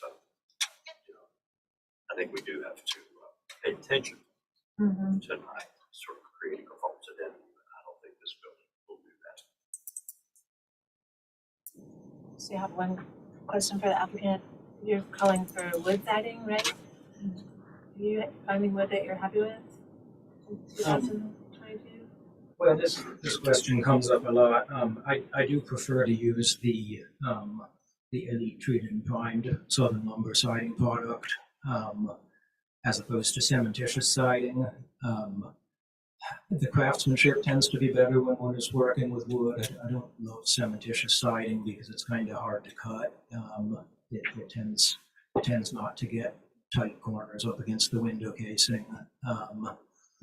And the artisan product, which looked best of the available cementitious sidings, was discontinued. There's other cementitious sidings that have a decent thickness, but they tend to have a rather rough cut edge on the bottom. They're kind of nasty if you touch them. So I recommend to my clients use the southern lumber wood siding material, and I've found that paint does not peel on it. I started using that product about 14 years ago when it came out, and I've done buildings that I did that are 14 years old now. The paint has not peeled whatsoever. It seems to show very good stability, as opposed to if you would use just plain old pressure treated wood that's not kiln dried and primed after treatment, the paint obviously will peel off of that, as we've seen. But yeah, I've had very good experience with it. Is that the elite treated? Yeah. Very familiar with it. It's expensive, but it works really well. I agree with Fillmore about the detailing. I think Andrew has proven himself that his details are traditional and extremely detailed, and it's all thought out. But you can tell that it is current, not mimicking something in the reality. I do wish the house slid back just a tad, but I don't love it eclipsing the house that it's tight to next door.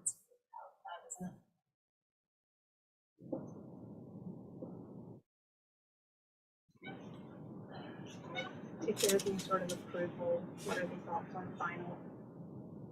Is there enough here? I guess there. Conceptual and final review. He asked for final. Just fine. Because the details are there and it just adds more work for somebody else. But has staff viewed it as if it were, I just don't want to skip. But we did not, but we were going to propose doing the final review in the permit anyway. I'll make a motion for conceptual approval with final review during the permit process. All right, we have a motion on the floor for conceptual approval with final review during permit process. Do I have a second? I'll second. Laura? The motion to a vote, Laura? Julia? Dan favor. Glenn? Fillmore? Yeah, in favor. Chair vote to the majority and the motion passes unanimously. Thank you. Okay, agenda item number 8, 218 Cummings Street. It's been deferred by the applicant. And we are on agenda item 9, 2 Longitude Lane. Frankie, if you're ready, if you'll give us an introduction and overview of the project, please.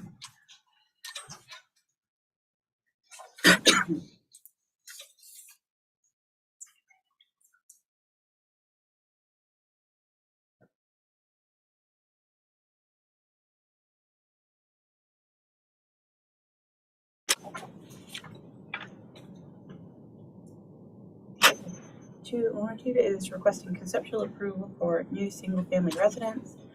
It is not surveyed in Charlestown, new dwelling in the old and historic district. This is the location on Longitude. Some context, site, and we're not showing the property. And we will turn it over to the applicant.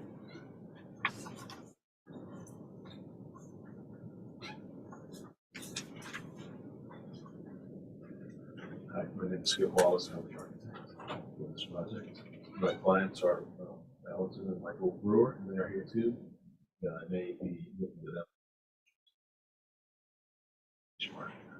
So they live in the house next door to this right now, 69 East Bay, and have lived there for quite a while. They're full-time residents. They bought this lot, which is a 50 foot by 50 foot lot behind their house on Longitude Lane. I think it's the only empty lot. They bought it from their uncle, and they want to downsize a little bit. Their two girls are out of the house now, so they're going to downsize and live in this house. And we tried to play with the massing by breaking it up into elements, different parts and pieces. Can you move to the front elevation, please, Rick?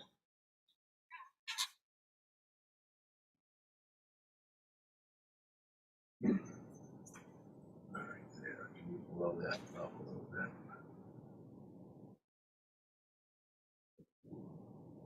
So we tried to step the massing down from East Bay as you go back longitude. We're stepping up. We are doing this to open up to keep the morning and early afternoon sun, give it a way to get to the backyard, which would be their privacy. Having lived up on longitude for years, they understand the need for that, for privacy. So we're creating kind of a courtyard in the back that's going to be for their private use. This allows the sun to get back there. It leaves the sun for the neighbors in the back also. You have, I think, 11 letters of approval from people up and down Longitude. So they've been talking this up quite a while with everybody.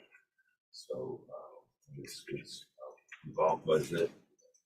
This is conceptual, but we have been working on this for quite a while.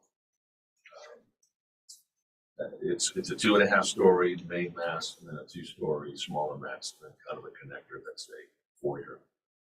And the connector on the second floor is actually part of their master bath and closets. So we're looking at brick foundation, brick walls. We're going to do a small brick courtyard in the front and push the 2-story element back about 6 feet so that there is some room in the front for some woodland garden and just a little relief from right up on Longitude Lane. It's such a tight spot. So I have nothing else to say. Your comments, questions? Thank you, Mr. Wallace. Do my fellow board members have any questions for the applicant? Couple, it's brick and it's called orange. Actually, there's we want to paint it, but we don't want it to look like it's painted. We want to look like it's so it's been painted 20 times. It's a thick paint that there's an example of it on Church Street, Church and Chalmers, a little kind of a modern house that's kind of stuck back that we just love, and it's just it's a type of paint, so it looks like it's a part of brick. It's the wall construction. It'll be brick veneer, full brick veneer. So it's wood frame, brick veneer. And one other question, the second floor porch on the main mass of the house. The postal railing is calling out wooden loopers. Yes. I'm just curious about that. Well, that's you want to address that, Michael? But it's more like a shutter. Yeah. Michael Brewer, owner, builder. Nice to see everyone this evening. And then the person behind the podium. Yeah, so the rear porch, second floor, is a shutter louver rail. So that's an effort to give, because that elevation, if we can turn to that frame view, so that would be the east side, I guess. So that side of the house. Oh, you had it. Go ahead. Yeah, right there. That side of the house faces 69 East Bay Street. So in an effort to give some privacy, that's an effort to do that. Just crawl on the porch, nobody will know you're doing. But as long as you lay low, Yeah. All the perspective too. Yeah. And they know. I mean, they have a walled-in garden right now at 6th Street, and probably daily people walk right through it. Yeah, but that would connect. Mainly, that's an effort just to give relief from the new owner of 69 East Bay Street, because our hope is, like Skip pointed out, we're downsizing. So we would live in 69, build this house, and then slide over to that house. And so when we have new neighbors, we want to give a little bit of privacy because our kitchen currently looks right there at that house.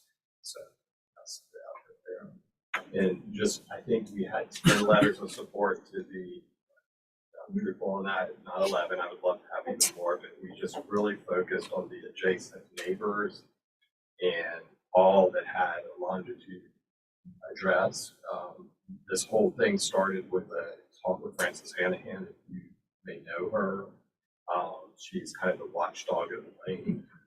So before we purchased the property, we made sure we had her complete support. So anyway, any other questions? I said a little more. Are the dormer sides brick in the rendering it? No, let me show you. I probably drew it like brick. It's all hand drawn. So Yeah, no, I appreciate the hand drawings. Well, no, the dormers will be shaped.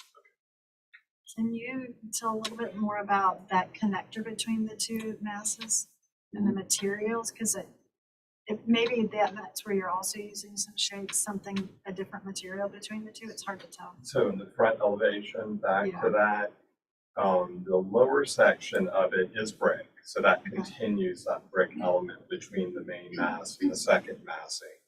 And then the upper portion, which are gonna have windows behind it, again, that's, if you kind of look at floor plan, that's a hallway to the bathroom for the master. So that's gonna have shutters over the top of those windows. And that's just an effort to give privacy to the street.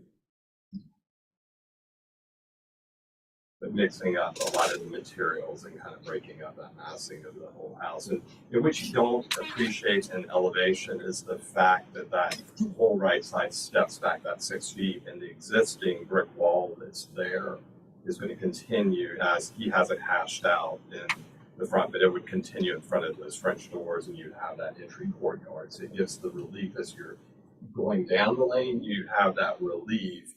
And you only have really essentially that 16-foot section protruding out. And you also pick up a window looking back down the lane. On the side. Yeah.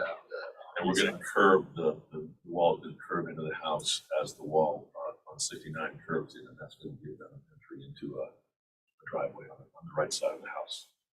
So the house is only, I think, 37 feet wide, you know, 10 feet on the right, with a 3-foot setback. So it's, you know, it's tight lot, tight house. Questions? All right, thank you both. Thank you. Do we have any public comment?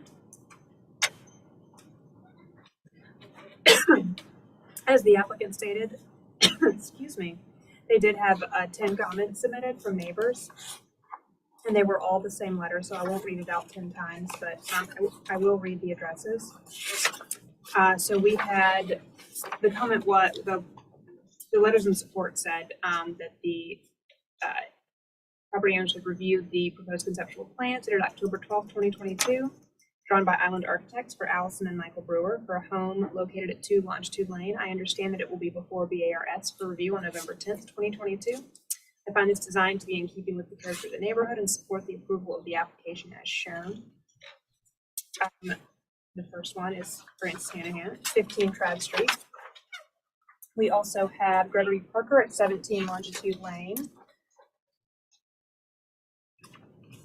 I can't read all of these names, but 5 Longitude Lane, 23 Longitude Lane, 21 Longitude Lane, 15 Longitude Lane, 13 Trad Street, 923 East Bay Street, 63 East Bay Street, 7 Trad Street.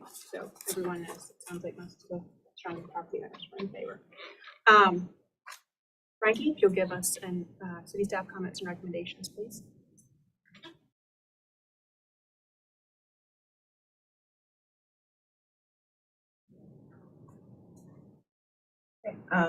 Staff just had some observation. The proposed fills a gap in the street, which includes appropriate massing and proportions with the street facing gables. Staff comment, confirm the condition of center portion, the foyer being in the same plane as the living room. Elevation indicates an offset not visible in plans. Enhance or deepen the offset. And shutters on dormers, which are wider than required for the windows, are atypical for Charleston. Though because the proposed dormers are not disconnected from the wall below, these could be supported. Staff recommendation is conceptual approval with staff comments and a final review by staff. Thank you, Frankie. Mr. Wallace, did you want to respond to anything raised in city staff comments and recommendations? Frankie, can you go to the floor plan, please? Yeah, Sure. The main floor plan.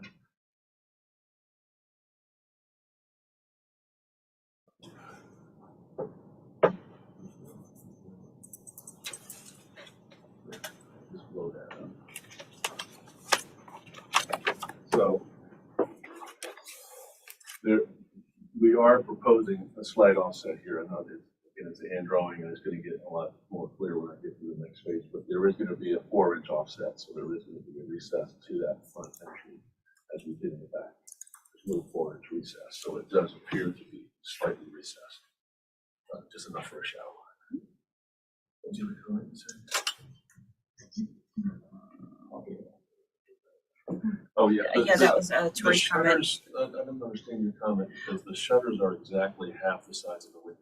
Okay, they're so her actually- comment was that having, I think I when I copied it, I missed a word. I think having shutters on dormers and dormers which are wider than required for the window Oh, I see. is atypical for Charleston. I see. Though, she felt that these could be supported.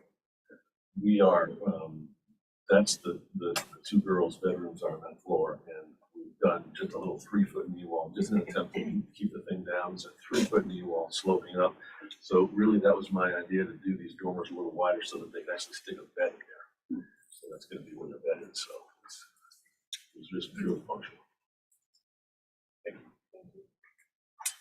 All right, public comment in the applicant's presentation is now closed. We'll move into board discussion and a vote. Two comments or concerns. One, you only had 10 letters of support, not 11. And the other is, I don't think you're going to discourage Instagram photo ops at all with this design. I think it's really pretty. Well, technically, they are the neighbors, so could they write their own?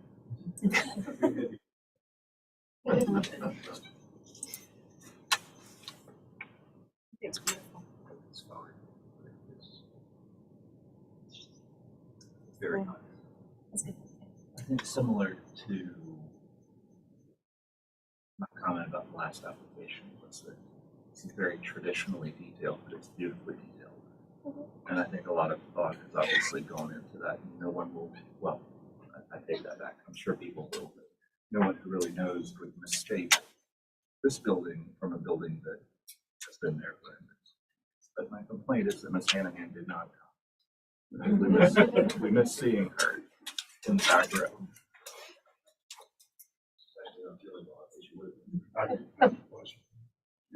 Sounds like there's some consensus amongst the I'll board. make a motion for conceptual approval of final review adopted. We have a motion on the floor for conceptual approval. How about staff comments? No staff comment? I think they did confirm that. And then the other one was not really a. I should have made that under the observations instead of. Okay, so we have a motion on the floor for conceptual approval with final review by staff. Do I have a second to Julia's motion? Thank you, Laura. Put the motion to a vote. Glenn? In favor. Fillmore? In favor. Julia? In favor. Laura? In favor. Chair votes to the majority and the motion passes unanimously. Thank y'all. Many of you, are you already you all may know we have a marathon meeting this evening since this is the only meeting this month. So we are going to take a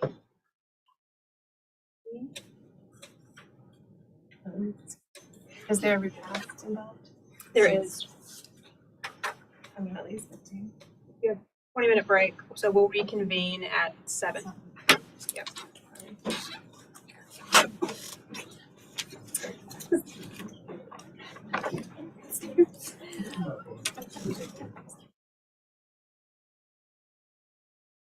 And then Fillmore's Lavinia. I love that one too. That was a horrible insult. Maybe no one knew what the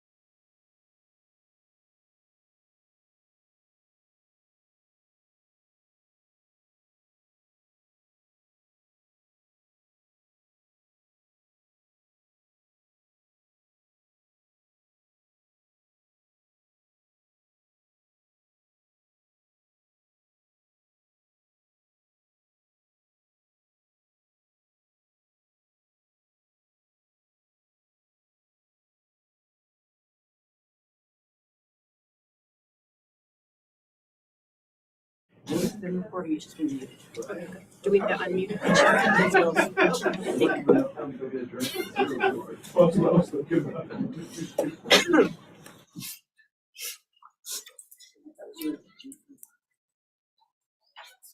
So we're back. You're back.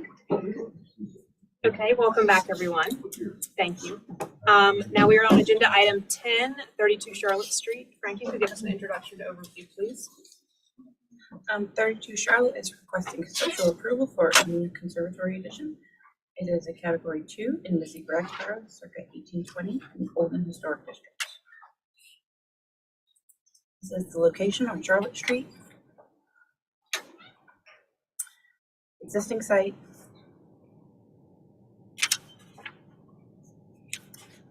Some context of Charlotte Street.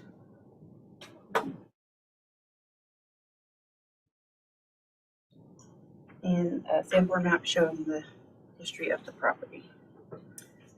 And I will turn it over to the applicants.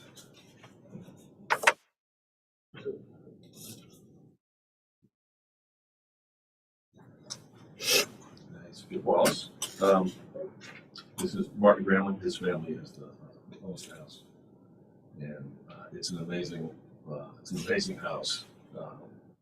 And they have an amazing family. They've got 3 boys and 3 grandchildren and grandparents, and his mom cooks like Sunday meals every Sunday for the whole family and every Thanksgiving and every Christmas. And she does not have a kitchen. She has the worst excuse for a kitchen I've ever seen. And if anybody ever deserved a kitchen, it'd be his mom. So what we're doing is we're trying to add, first of all, we're giving her a new kitchen within the historic structure that's there. And then we're trying to add a room for the grandchildren to play in, because the house is so beautiful, you wouldn't let a child run in any of those rooms because they're gorgeous. So we had to find a place for them, so we're getting this conservatory is going to be like a playroom for them. And then this, the existing building, the existing room that has the round dormers on it, the bays on it. Can you go to maybe the elevation sheets?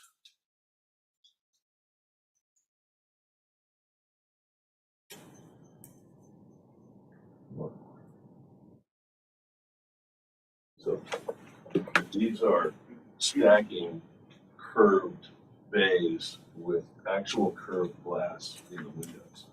So we are not touching anything here, and then this is a later addition, and this is a little 1970s powder room that they added here between the dependency and the main house. And there's a little old porch they put here, and there's compressors up there on the roof. So we're trying to leave all of this as it is, and then tuck this in here, and we're trying to keep it inside the side of the existing building, so it's not visible per se from Charlotte Street. So that's kind of the concept.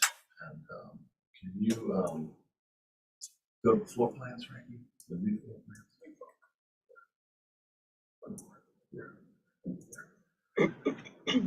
So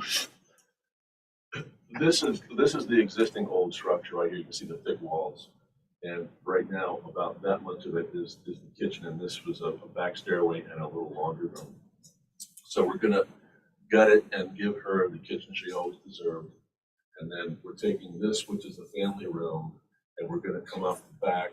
And the back of this is some 1970s French glass doors that so we're really not taking away anything historic when we do this. And we're trying to tuck this addition in between these structures. This is the dependency. We're putting the wall against the back wall dependency so that we don't impact any of its side walls. And in an attempt to keep, this is a parapet wall, we didn't want to impact the parapet wall with the structure. So if you can go to the next floor plan.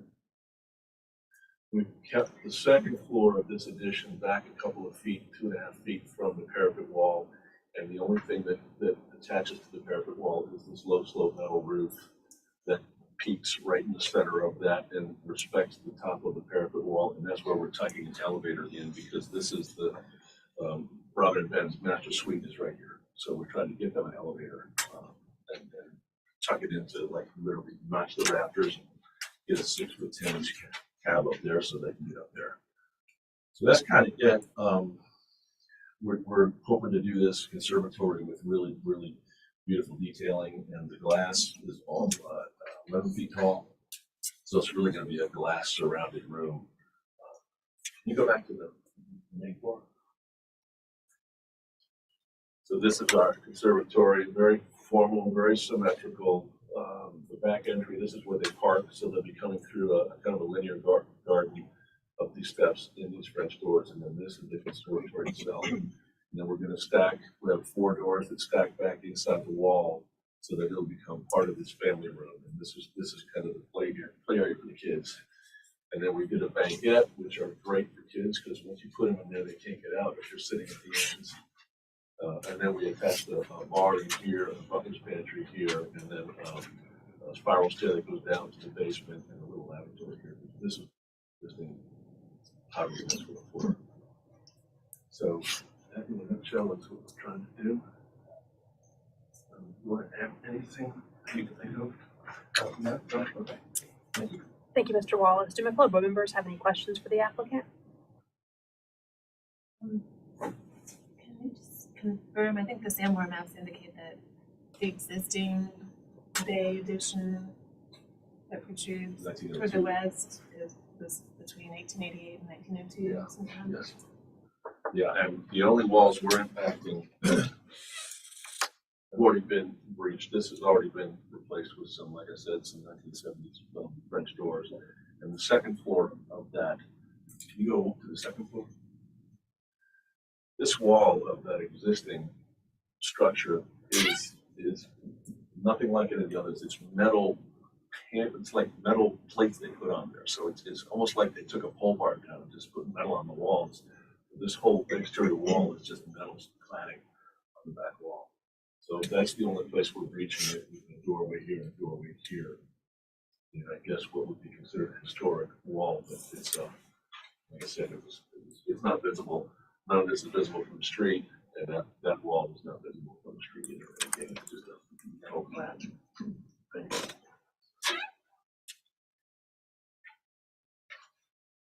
Any other questions? All right, thank you, Mr. Wallace. Do we have any public comment?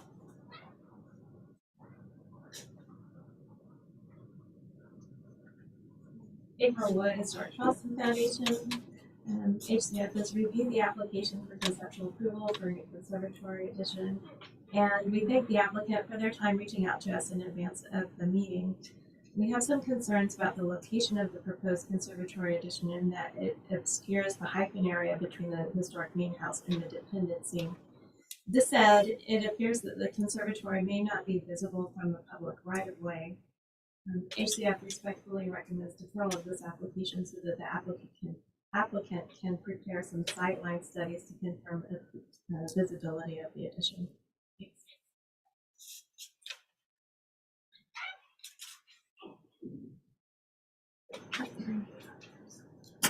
Laura Clay, the Preservation Society of Charleston.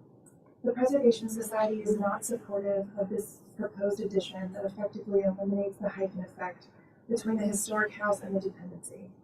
This category of building has undergone numerous and sensitive alterations over time, and the addition would further complicate an already complex massing and severely diminish the ability to read the evolution of the house. We do, however, think there is room to explore creative options to rework later additions, especially if done in tandem with restorative measures. In particular, reopening the inbuilt Piazza Bay would be a major positive for the preservation of this house. We ask the board to deny this proposal as submitted. Thank you. Do we have any other public comment?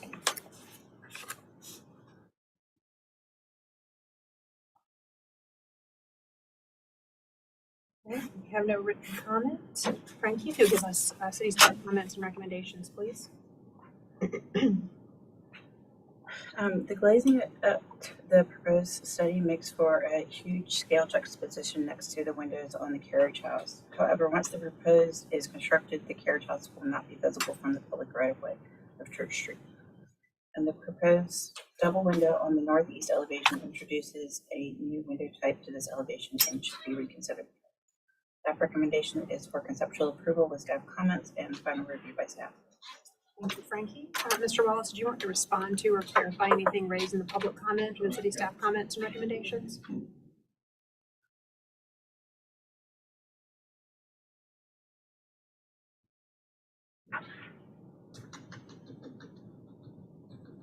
Something she said, I can't remember what it was. Let's see. The existing piazza second floor has been, there was an addition of a bathroom at some point. Can you bring that up, Frankie? It's the west elevation. Yeah, here. I mean, boom, obviously, it's like right there. We've talked about that. This whole historic home has 0 bathrooms, and that is the only bathroom. And there's potentially 4 bedrooms on these upper floors. The master's here. There's a guest bedroom here, and this is like a music room. But it could be bedrooms. So that's really the only bathroom. But I've been talking to my clients about possibly doing something with it, maybe adding pilasters and adding a balustrade across the face of it and painting it black and putting the white balustrade across the front of just the bottom 3 feet of it, so to give it a little more of an appearance of being like it used to be. But so that is a possibility that we've been discussing.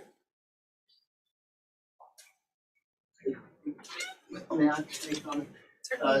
Just to address that, yeah, I mean, I think we would definitely be open to looking at, Sorry, approach the microphone. Mark Granley.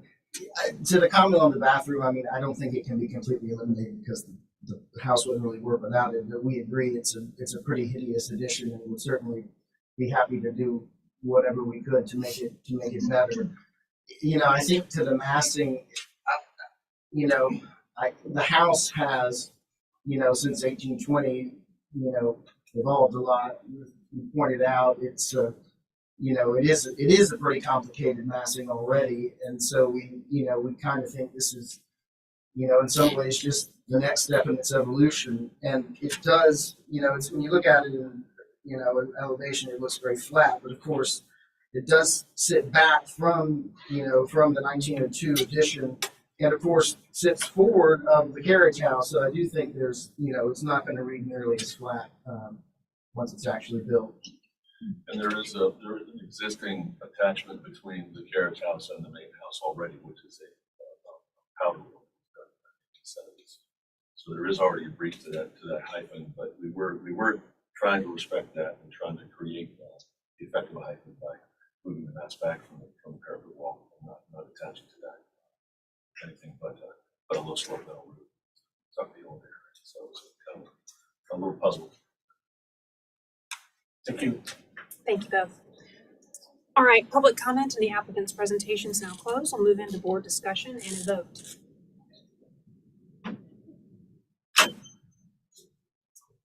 It is a beautiful house.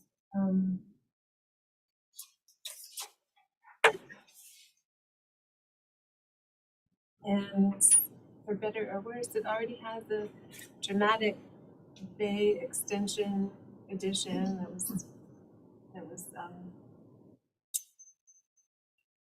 that dates to about the 1890s, I guess. So that makes it tough to reconcile kind of making the same move again right behind it.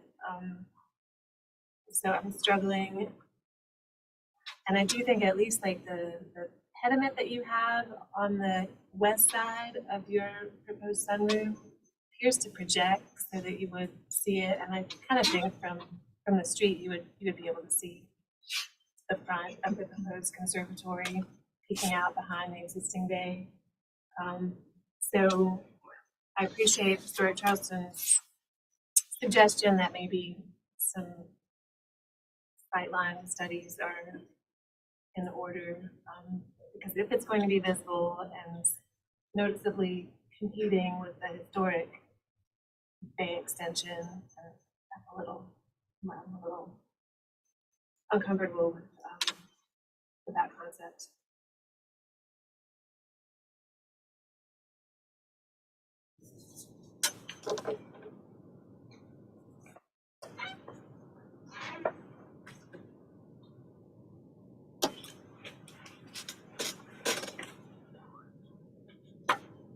I agree that traditionally we like to see a little bit of that setback on the historic components so that those original corners read. I do think I'm kind of torn still about the space where the hyphen normally is.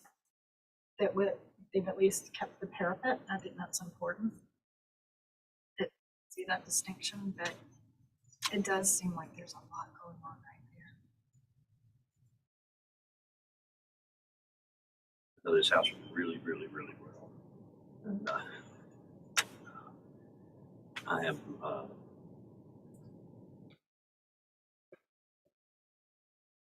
vision of that the late 1800s, early 20th century brown bays have been compromised a little bit when some of that hyphen to the carriage house was infilled later.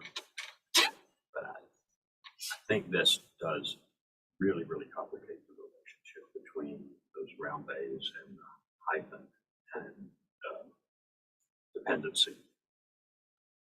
And I'm not going to try to sit here and figure out how you would fix that, but I'm concerned about them. And also, I think probably visible from up the street and the sidewalk. And it certainly obscures the relationship between the dependency and the main house. So I have some concerns as well. Are there any photos of that side of the house? Or the view, like along the side yard, the yards? I don't see any. Or they're obstructed by trees. You can't. Okay. We only had a straight on view, I'm sorry.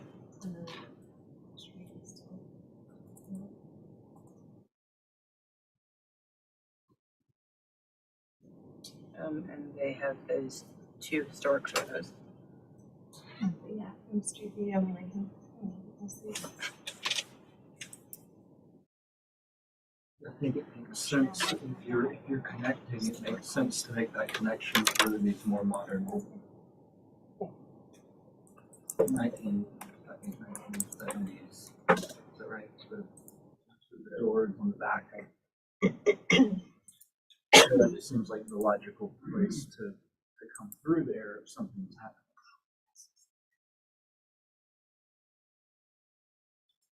I'll throw it out there that I would not have any concern about vertically extending the hyphen.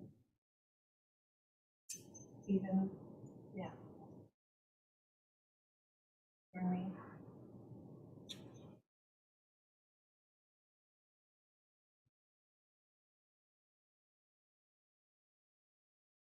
Anything that happens back there should find its way out of our purview by being invisible. In which case we have to see some good photographs and visibility studies. I think here's the applicant to follow up on the notion of recessing that piazza infill wall back and restoring that section of balustrade and columns. That would be really nice.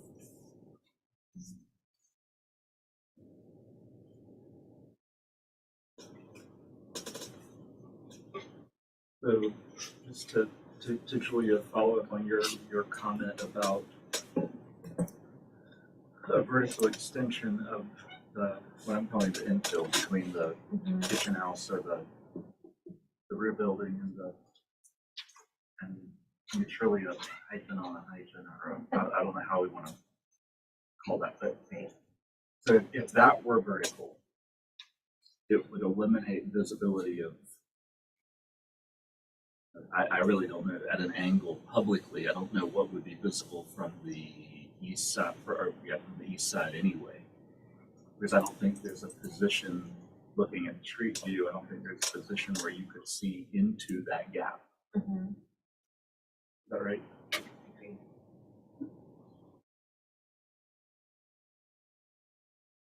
But as is, the conservatory is visible from the street. And is a little too proud of the or to addition.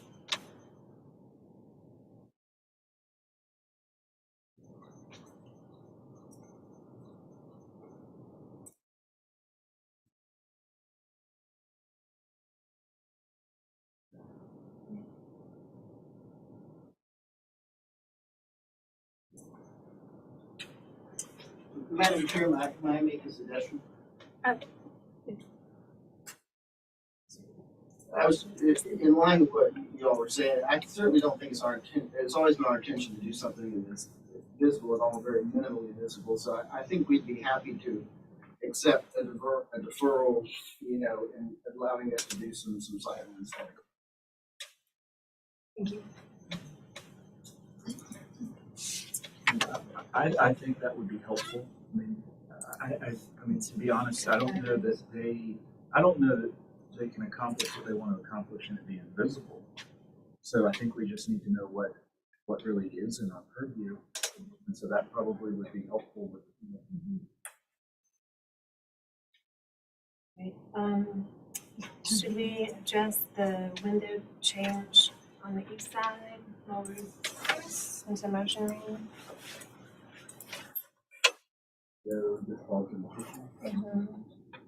Currently single or a slightly different location.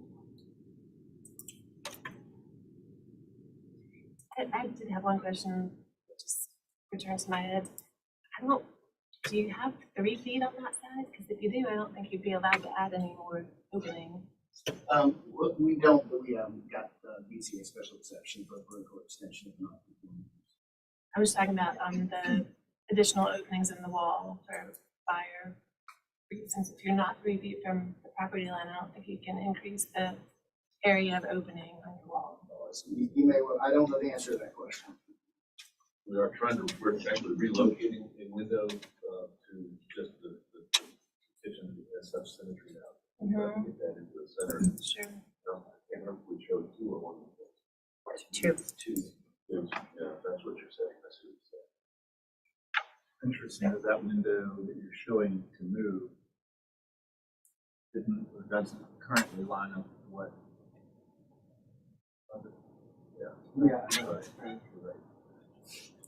And I believe per building code, you could move it, but you wouldn't be able to increase the size if it's not 3 feet. I would prefer to keep a single window here. In the center of the original location. Yeah.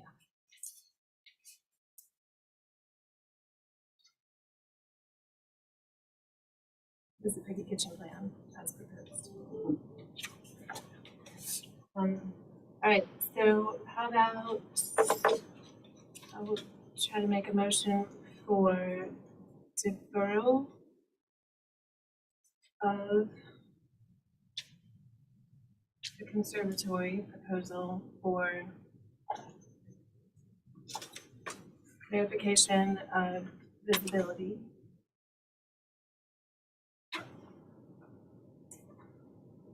And denial of the window change on the east elevation.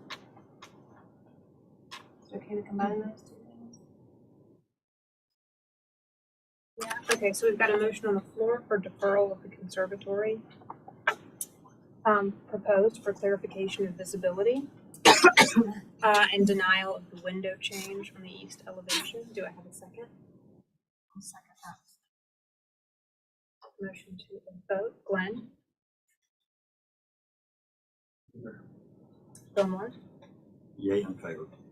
Julia? Yay in favor. Laura? Yay in favor. Chair votes the majority and the motion passes unanimously. Thank you. Thank you. Thank you. Okay, agenda item number 11 is 140 Queen Street. Frankie, when you're ready, if you will give us an introduction and overview of the project, please.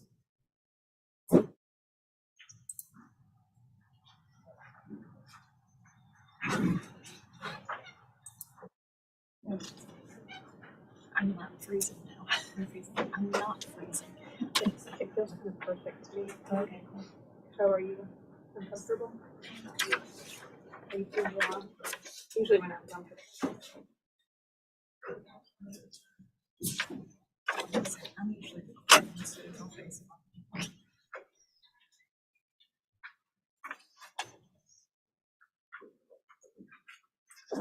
140 Queen Street is requesting conceptual approval for new rear addition. It is not surveyed in Harleston Village, circa 1995 in the Olden Historic District.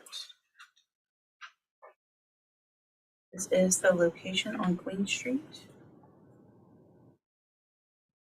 The existing site photos. The context of Queen Street.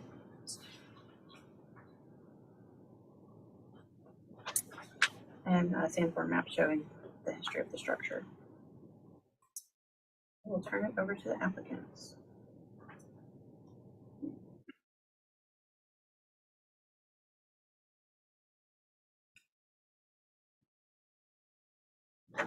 Good evening. Sebastian Von Marshall, I'm the architect. Thank you, Frankie and Isabel, as always, for your help as I was putting this application together. 140 Queen Street, sort of an unusual opportunity, really, to build something. And let's see if I can control this with my clicker. A little bit of background on the site. This corner was originally, or for a long time, the site of the Roper Hospital on the corner of Logan and Queen. You can see it in the top left here. And then at some point that was removed and replaced with 3 Victorian buildings and a masonry apartment building. We don't have any photographic documentation of that, but it seems like a fairly significant structure that was up on the street. As Frankie mentioned, the current house was built in 1995, so it is not a historic building. The aerial images which show the site currently, it is a double lot, and that we felt, as I mentioned, was really gave us this opportunity to do something fairly unusual on the site.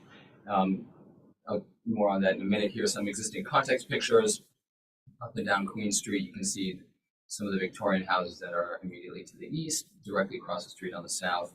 Some single houses as well. Down the block, things get a little more interesting. We have, a house that's parallel to the street there, some newer duplexes as well, and then the Queen Street Market right there on the corner. And then the existing house itself, like I mentioned, 1995, a stucco on masonry single house.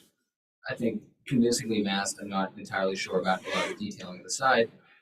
We felt that it was,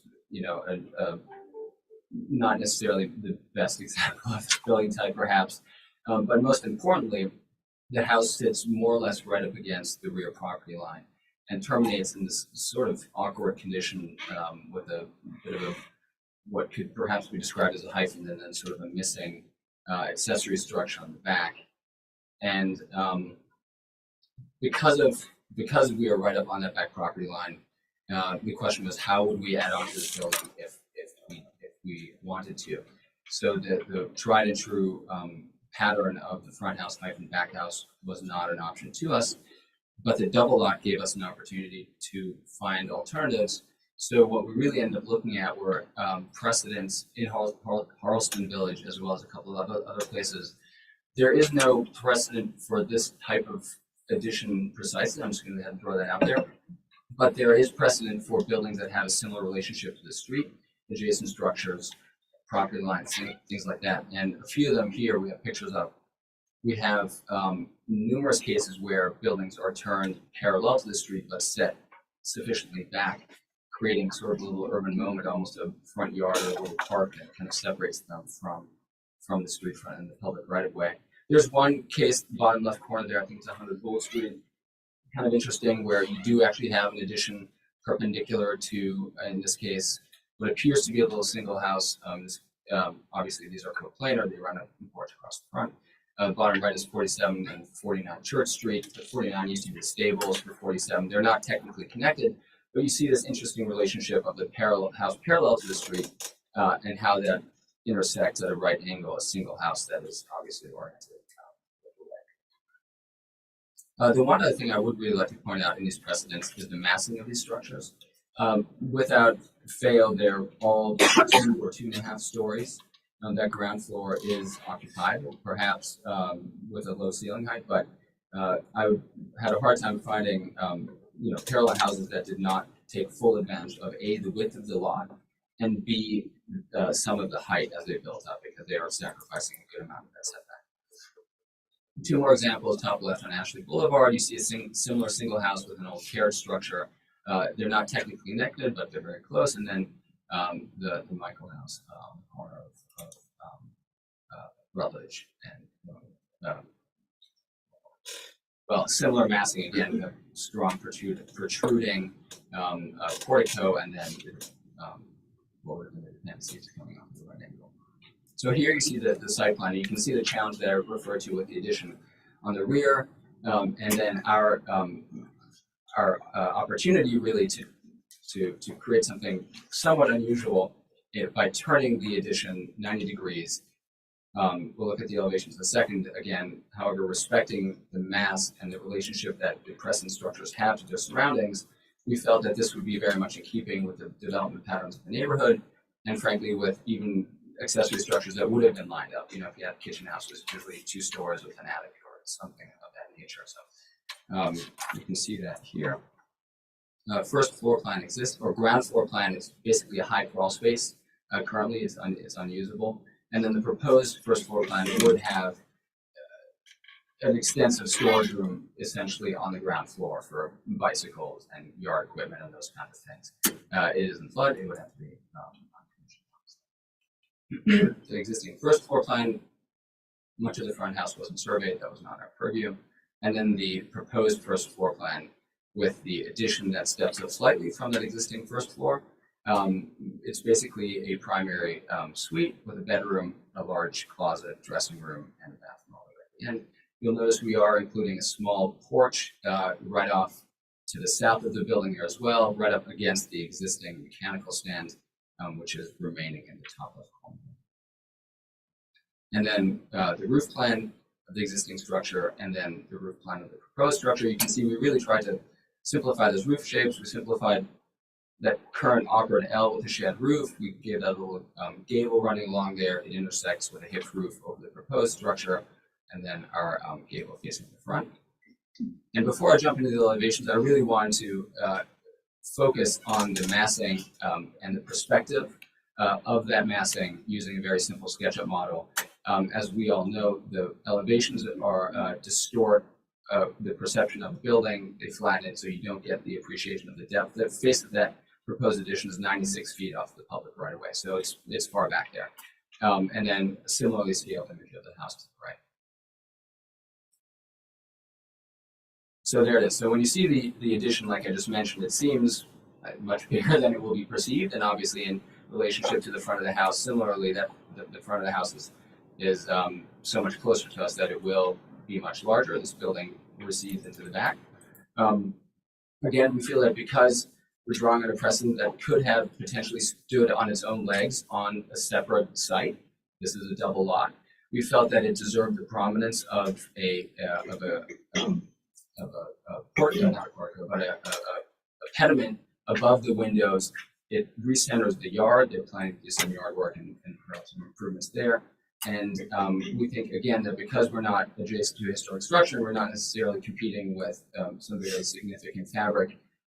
We had the ability to do something a little more interesting that would go beyond just a turned volume perpendicular to the street, or parallel to the street with a hipped roof. This existing side elevation at the top, the proposed side elevation at the bottom, a fairly simple and still fairly modest structure. We feel it would have a stucco base that would match the existing stucco of the house, and then a wood floor above that with a standing seam at the roof. The idea is that it would still seem compatible because some of the materiality speaks to the existing structure, whereas the wood kind of sets it apart as a simpler and separate building. The side facing east, you can just barely see the addition there, kind of scooting out past the back of the existing masonry. and then the side of the lower porch as well, and then the rear elevation with the lower porch. The connector is designed to look, like exactly that. It's not trying to be something that would have been there before. It's perhaps a little bit more in keeping with the new building, but the idea is by glazing it extensively, Rum's providing some transparency between the two buildings to reinforce this narrative that perhaps it could have been two buildings that were connected at some point. And obviously, two buildings since 1995. And that's all I have. I welcome your questions and thank you. Do my fellow board members have any questions for the applicant?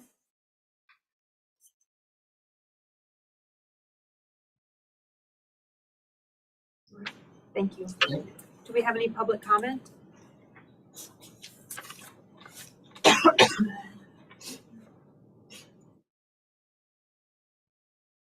Hello, Faye with the Preservation Society of Charleston. We appreciate the applicant reaching out and walking us through the project. Given the age of the primary building on the site, there's an opportunity to pursue a creative approach to new construction, and we are not opposed to the proposed configuration for the addition. We feel the design is starting in a good place, but would study efforts to simplify the addition to help it be more differential to the primary building.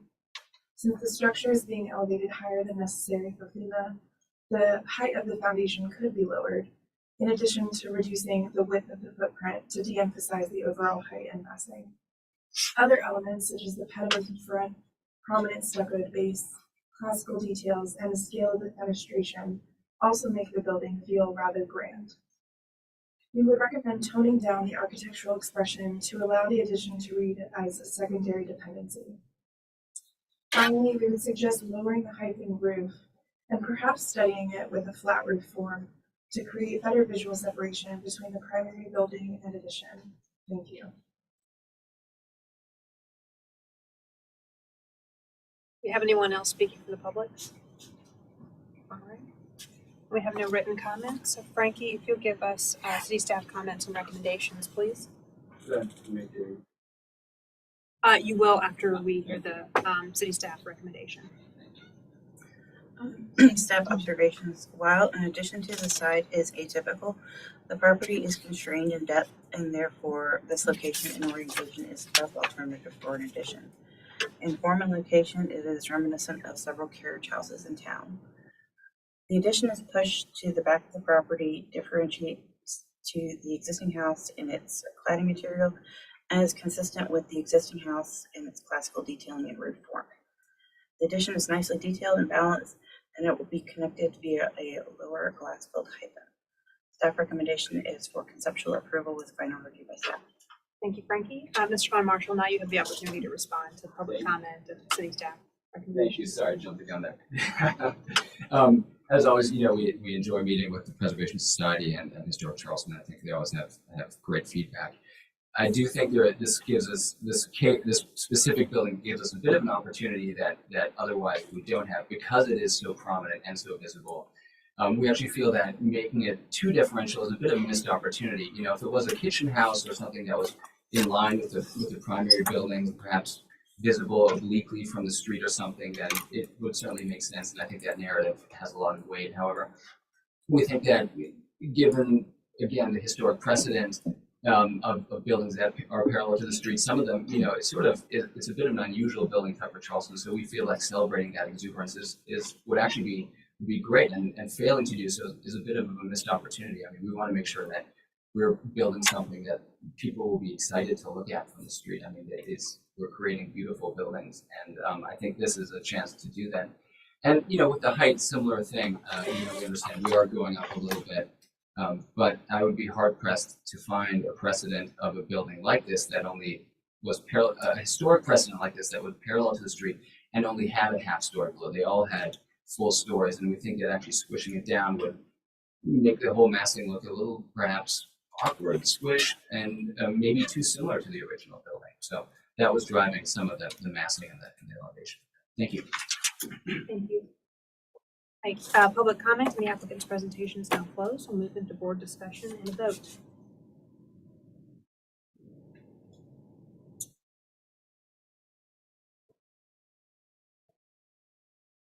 one of the nicest split level designs I've ever seen. I think it's handsome, and I do appreciate the fact that it's very removed from the street. I hear Preservation Society's comments, and I really like their idea of changing the Highland roof to a flat roof, so that it doesn't intersect the eave of this new structure. I think that would work in terms of height requirements of the stairs. But generally, I'm comfortable with this.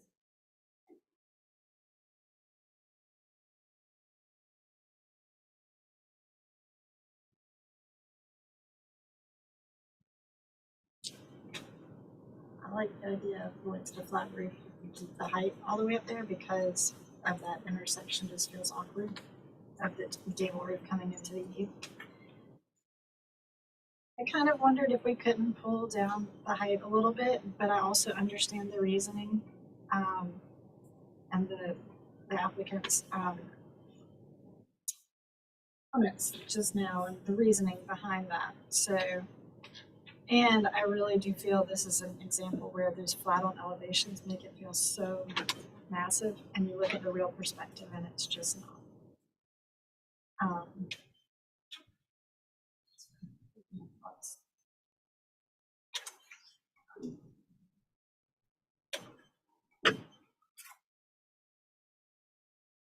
The change, the split level reads really odd to me. It's, I think I'm less sensitive to that because it's footage from 1995. There, it's not competing with a really nice historic structure, but visually that seems odd to me. I know why it's there. It's there so you can see usable space below, and it leaves you with the one-story building. I think modifying the roof design would probably help. Is set way back, and I think absolutely right. In perspective, it's going to look smaller, obviously, than it does in flat elevation. But it does seem it does read as a little odd, maybe that far back, 95 feet background, or it might not look as odd as it does in flat elevation with that, with the change in floor elevation. It's pretty apparent on the exterior. The perspective did really help. Looking at the elevations, it does look really massive, and I agree. I think this is an opportunity to do something different because the main house is not historic, but that elevation really did help a lot. The addition on the back of the existing house, the little porch, is that visible from the right of way? Do we have to discuss that, or is it just, it's not visible, so we don't have to read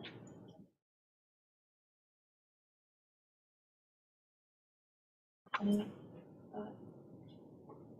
No, impediment roof kind of reads very flat, but then 9-foot pushback from the street kind of makes me more comfortable with it. I don't love the split level, but I think I understand what's going on.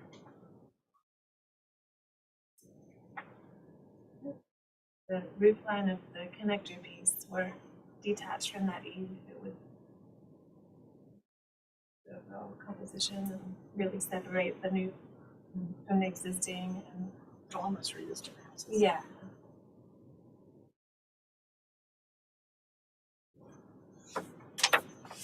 Anything else? I don't have a lot of anxiety about it. I'll make a motion for conceptual approval.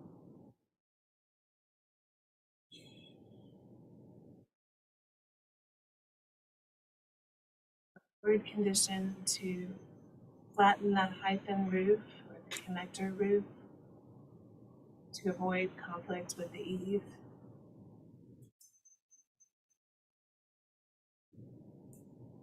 And final review by staff.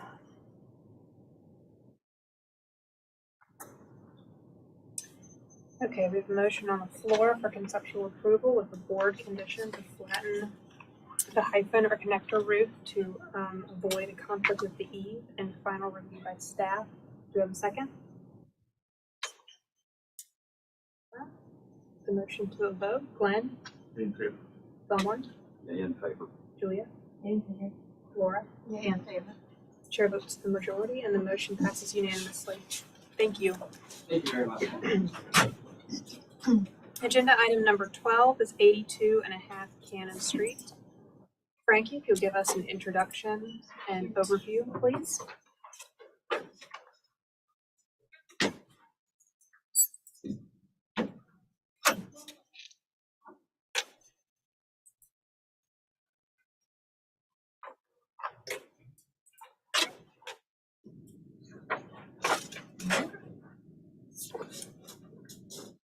Two and a half Cannon Street is requesting conceptual approval for a new guest house at rear property that is not surveyed in Denver, Acre, circa 1852 in the Old City District.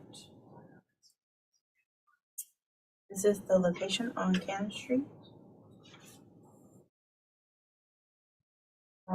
Fortunately, it's blurred out on Google, so I don't have a good existing site photo. Context of Cannon Street.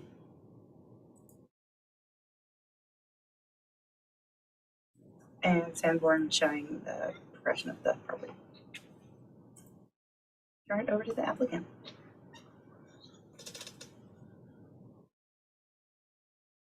Good evening. My name is Steve Ramos. I am the architect for the project, and I'm here on behalf of my clients, Mr. Marion Hawkins and Ms. Lori Hawkins.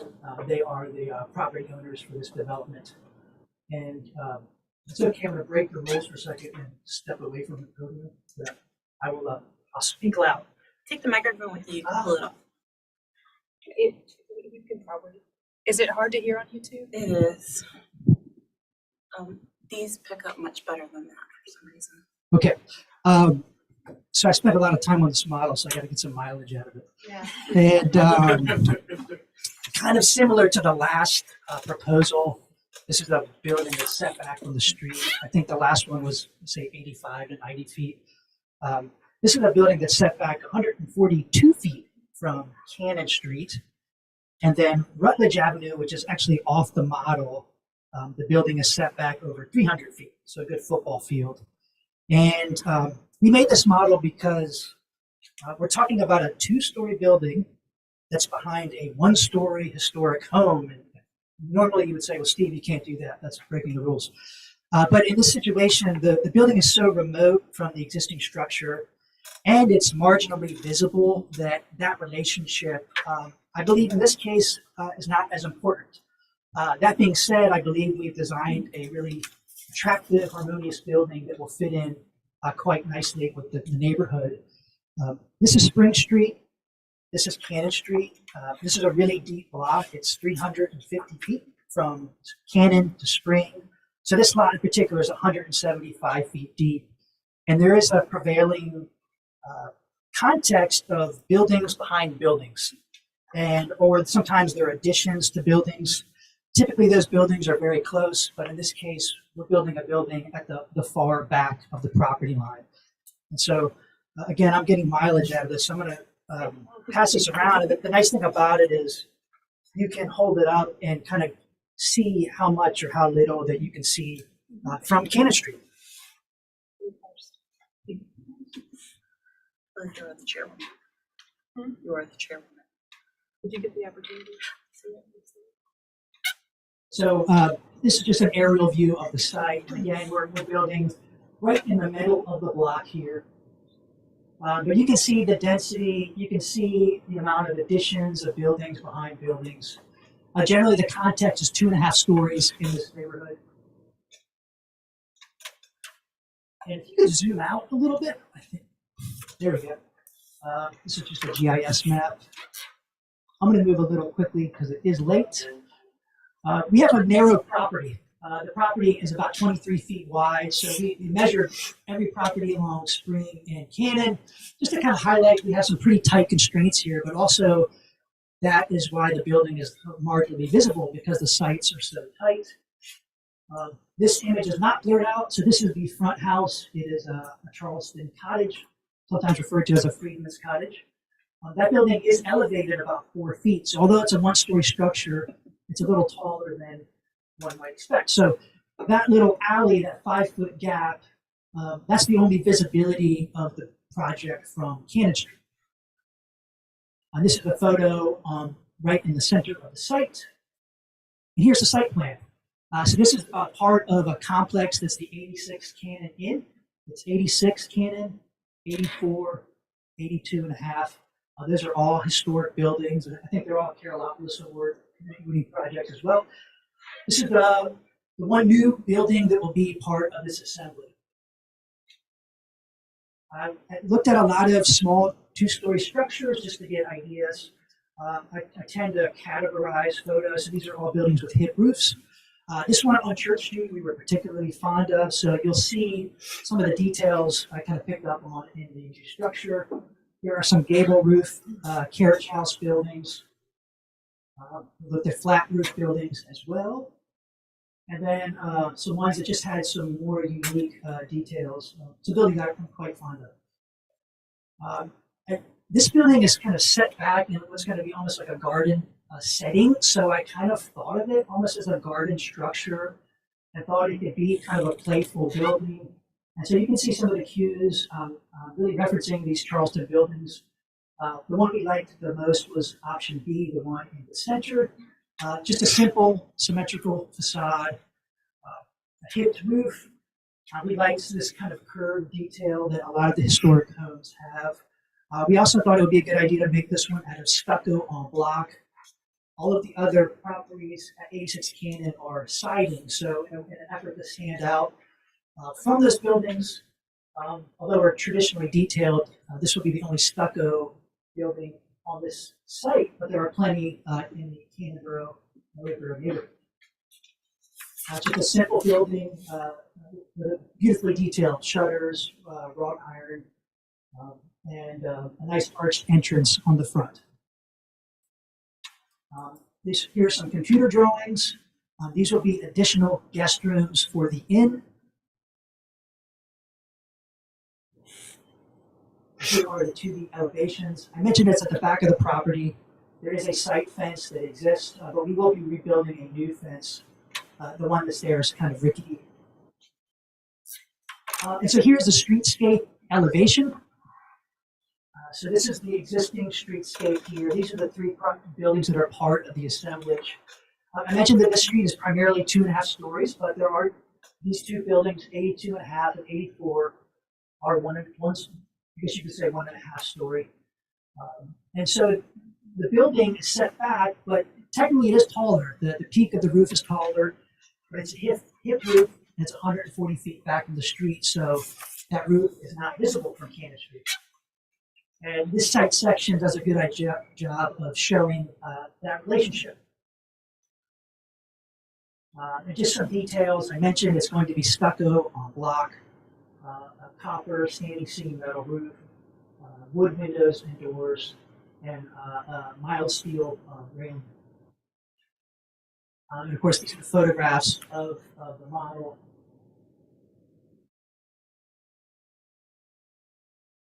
And it's hard to get a photo that really mimics street level, but even this one is kind of an aerial view. And you can see from these angles that it's not going to be visible. Just the one angle from Cannon is right through this little alley. You'll see just a sliver of the building. The one vantage point that you will see is from Rutledge Avenue, which you'll see the side of the building down this long driveway, which again is over 300 feet away. So that is the conclusion of the presentation. We feel really good about this building. We think it's an attractive structure. We know that requirement to be subordinate to historic structures is very important. And that was one of the reasons we built the model and went to great lengths to show the relationship of the building to other structures. In this case, it's somewhat remote in the center of the block. So for all of those reasons, we're here to ask for conceptual approval. So happy to answer any questions. Thank you. Any questions?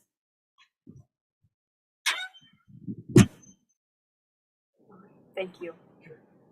Do we have anyone speaking from the public?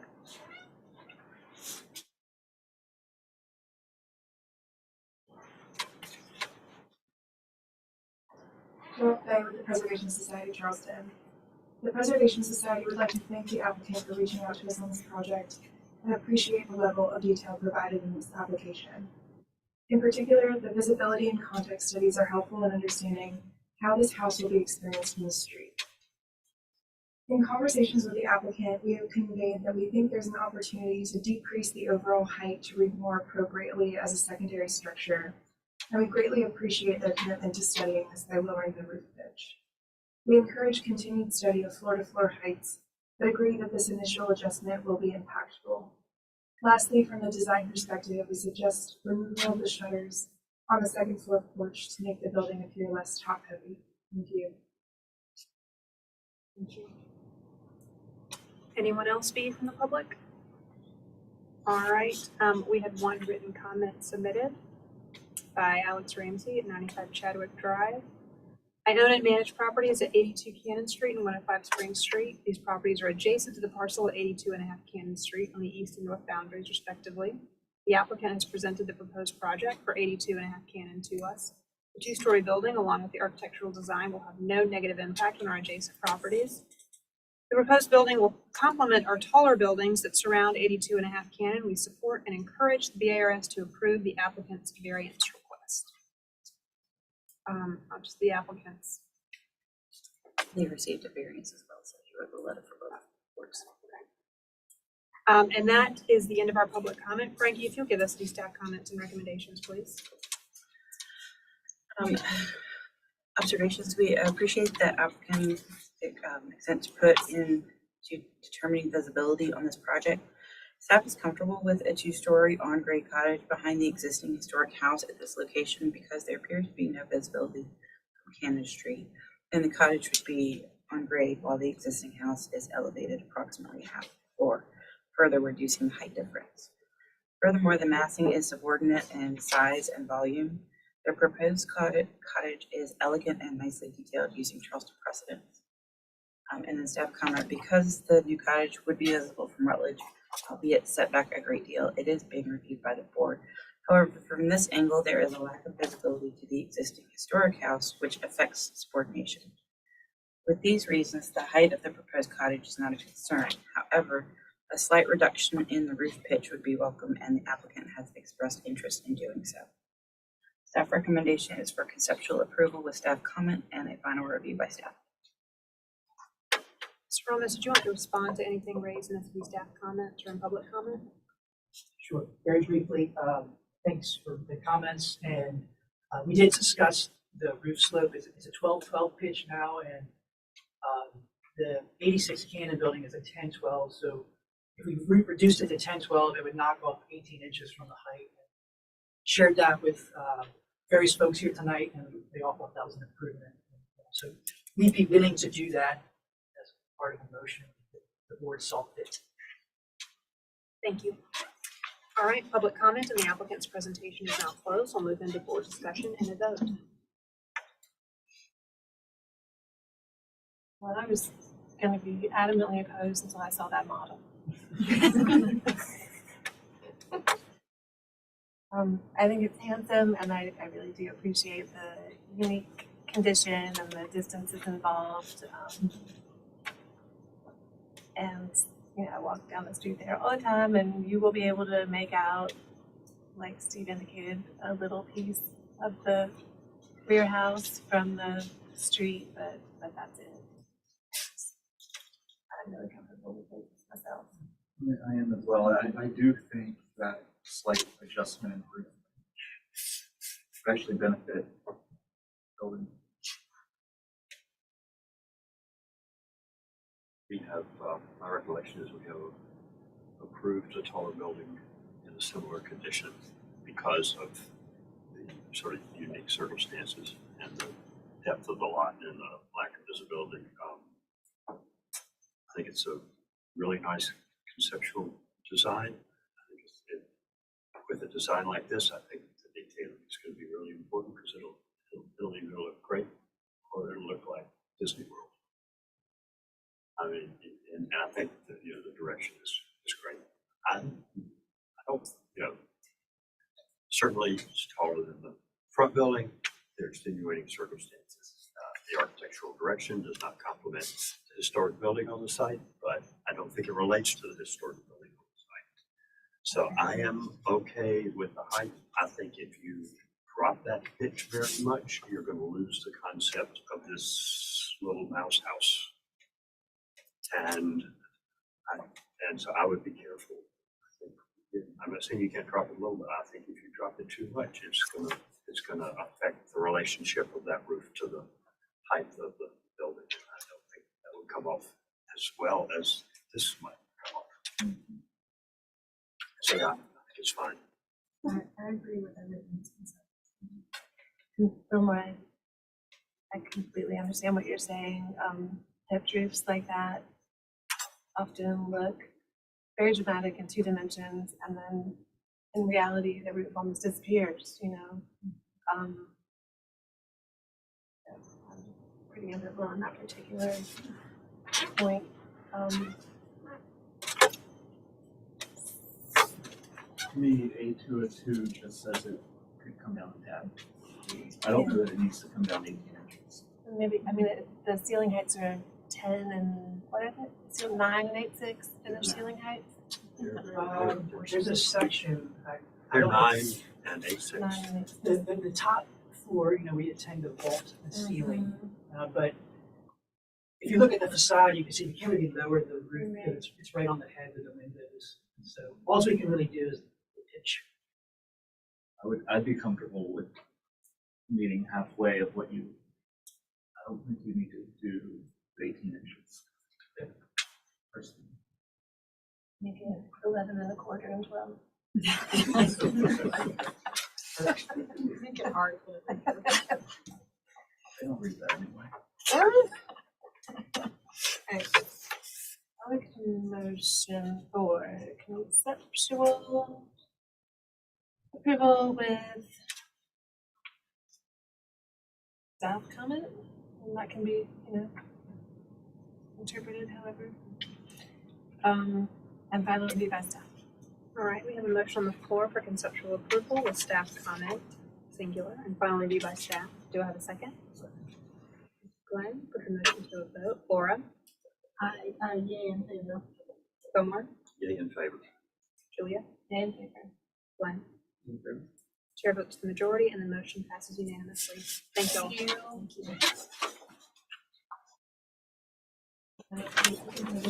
Well, I think you're right in saying aye, but when you, for some reason, I'm used to saying aye in favor. I think you're saying aye and you're about to say aye. I don't know why you're saying that. As long as it comes out.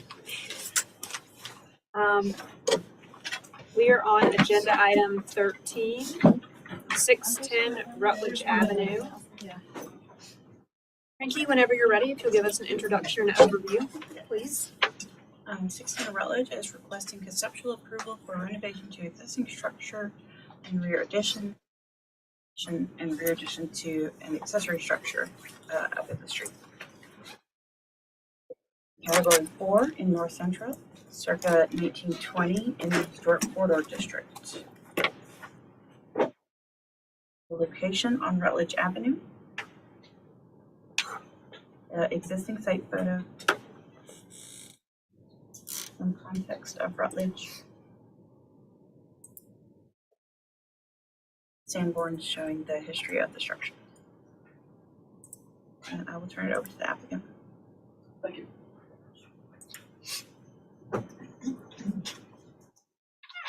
Beginning with the Sanborn maps, there was originally a second structure in the rear of this property that has been taken down. There are currently 2 smaller sheds hanging out back there.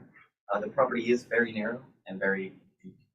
And so it presented some of a challenge to add an addition to a relatively small home on such a narrow and deep lot.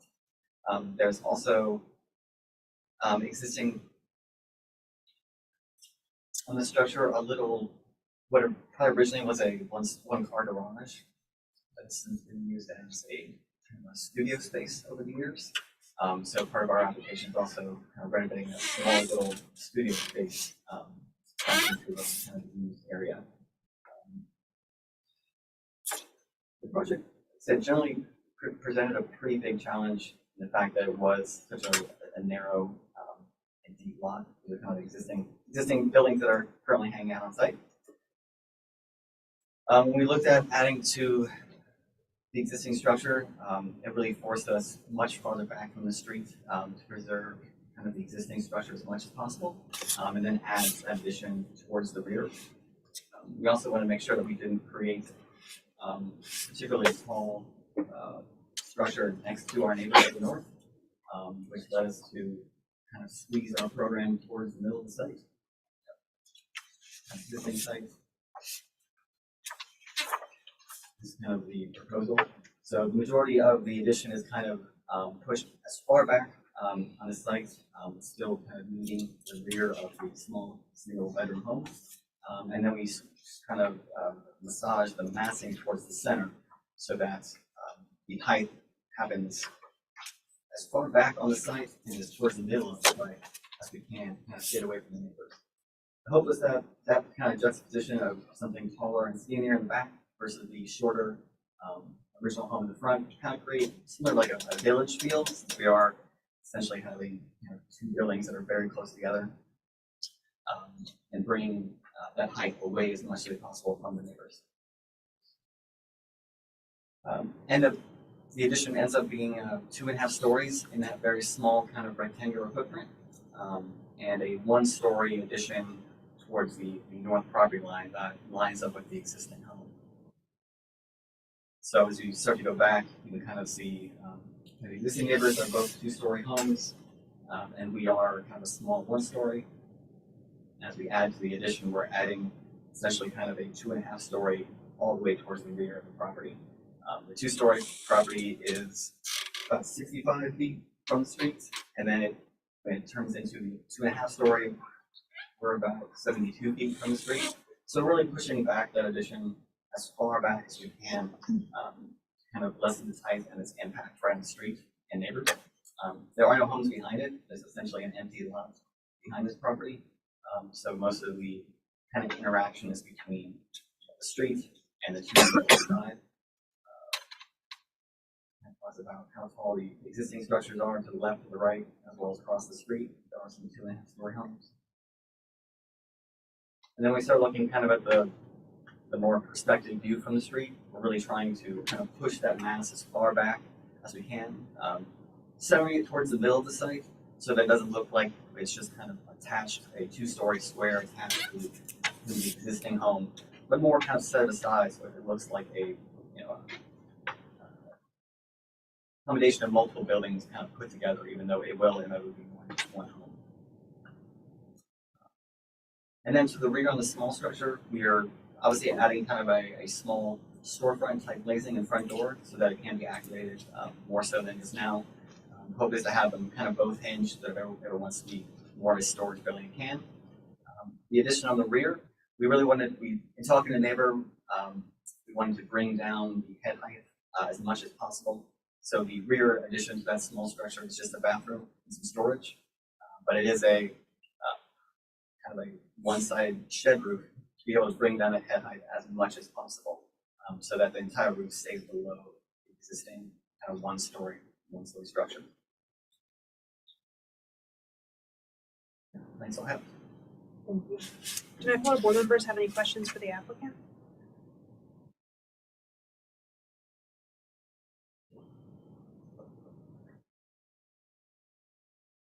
Do we have anyone speaking from the public?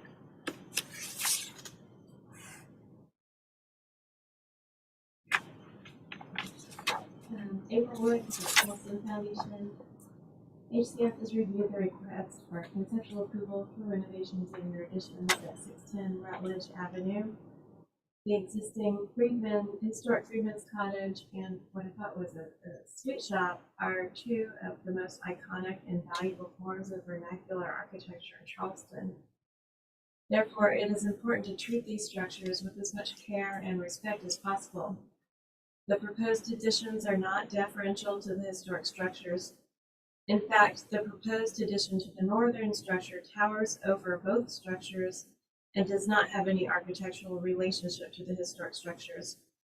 We suggest that the applicant consider reducing the height and width of the rear addition and extending to the rear of the lot with the zoning setback variance. HCF recommends denial of this application.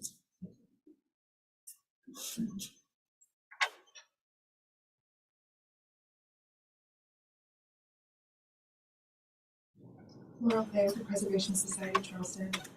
This proposal is in direct conflict with the ordinance's requirement for additions to be subordinate to primary structures in terms of height, scale, and mass, and the general architectural direction is incompatible with traditional design patterns in the North Central neighborhood and Charleston at large. For these reasons, we urge the board to deny this application as submitted. Thank you. Do we have anyone else speaking from the public? All right, Frankie, if you give us city staff comments and recommendations, please. The proposed new addition towers over and overwhelms the historic Freedman's Cottage. Staff recommends revising and lowering the intensity of the addition. The styling and roof pitch of the proposed addition is out of character for the city and should be revised. And revisions to the storefront we do think are beneficial to the property. However, the grid in the windows is a bit tight and should be reduced. Staff recommendation is for denial as proposed. Does the applicant want to respond to or clarify anything raised in the public comment or the city staff comments and recommendations? Sure. I think, being at a very small one-story kind of home and having it to the rear, there is obviously a difficulty to add to these structures, especially, from any standpoint of space in our bedrooms. Our design definitely smushed a lot of kind of that program towards the middle and made it taller. And doing so to get around from, a more typical, the neighbor right next to it, where there is a very square box kind of set behind it, which happens often kind of in this neighborhood, these additions. So while our particular addition is taller and farther back, we definitely try the best to separate it from the historic structure so it doesn't look like it's just a box kind of attached to the rear of the property, but really almost a separate structure so that the two can read relatively independently. The roof line, making that addition so narrow, we ran up against obviously zoning and a half story. This is DR1F, which allows 3-story buildings, but it's also in the 2.5 story height overlay. So some of our ability to massage that roof line is somewhat compromised because knee walls can only be 2 feet tall from the floor, which made it more difficult to get a roof line that was more simplified to match the historic homes nearby. Thank you. Public comment, the applicant's presentation is now closed. We'll move into board discussion and a vote. I have a quick question for staff. Can you just clarify how this is in our purview? Because I know historically wouldn't have been. It is in the historic corridor, not the demolition purview. And I checked sort of through people that have been here a while. And we have, so in this area, staff has, or staff and the board have purview over alterations if to multifamily and commercial. This, however, apparently historically we have not looked at as an alteration. We've looked at it as completely new construction. So we do have purview over new construction, whether it is residential or commercial. So I was told that we have purview because that is how historically the board has looked at it. Recent addition. Recent addition to the purview? That's your understanding? Yeah, within this district, no new structure which will be visible from a public right of way upon its completion shall be erected until after. So, and it's in petition, I'm just trying to understand, like, where is it still in construction? It was seen as new construction, not an alteration because of the size and the scope. Okay. Well, they added corridors. Sure, we were in that weird spot at the last meeting on, was that F Street? Correct. Okay, well, I'm excited for the little storefront to get some attention. I think it could be really beautiful with a nice traditional storefront restored there. And the cottage is also really, really beautiful and potentially could be restored in a very impressive manner. You know, understanding that our purview has recently extended to this sort of new residential construction on Rutledge, I think conceptually I would be open to the notion of there being an addition behind this that was taller than the one-story cottage, but it would need to be very much simplified and probably connected by a hyphen, and I'm just a little, you know, a lot more sensitive to the way it connects and how it relates to the other buildings on the site. But for myself, I would not be opposed to having something back there that was taller, just given the context, given at least the change to our purview. I agree with your comments. Only to add, we're reasonably taller to that statement. I think what we're looking at is not reasonably tall. I'm in agreement with my fellow board members. I walk past this property most mornings very early, and I'm really happy that someone is going to do something with it. Right now, it's sort of a creepy little dark spot. If there were a nice little storefront here, you know, and the cottage is rehabilitated, it'll be wonderful. And I'm also not opposed to something taller. Right now, it seems this is, you know, I'm the layman on the board, but it's just a lot going on with the roof line. It just seems tall, and there's just a lot going on here that I think takes away from the front two historic structures. So yeah, that's all I have.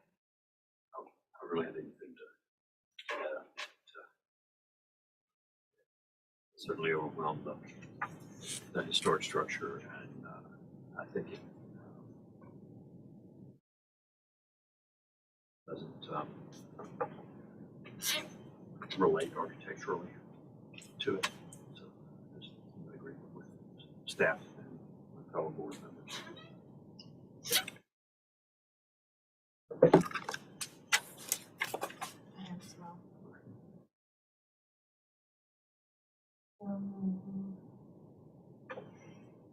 All right.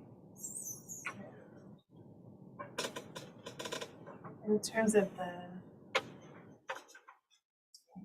parse through like the storefront, that'd probably be just that helpful. it needs to be restudied in terms of the fenestration and proportions. But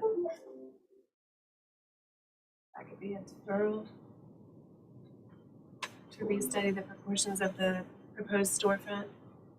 Yeah, for the little building. Mm-hmm. I think that would. I mean, I agree with that. And then Absolutely.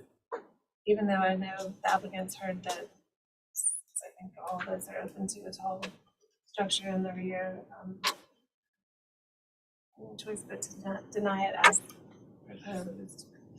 So that's my two-part motion. I just have a quick question. On the front cottage, they're not changing anything on the windows.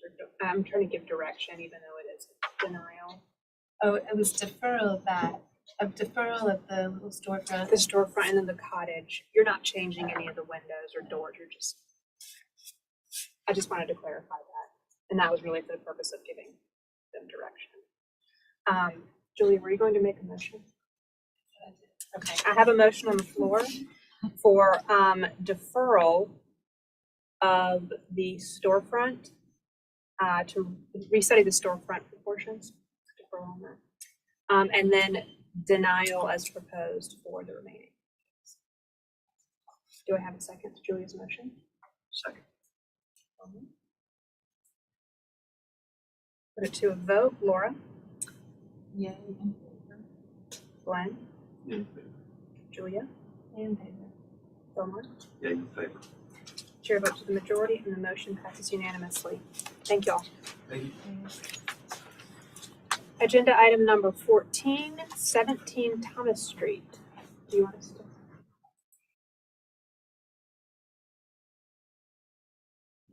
Thank you, Will.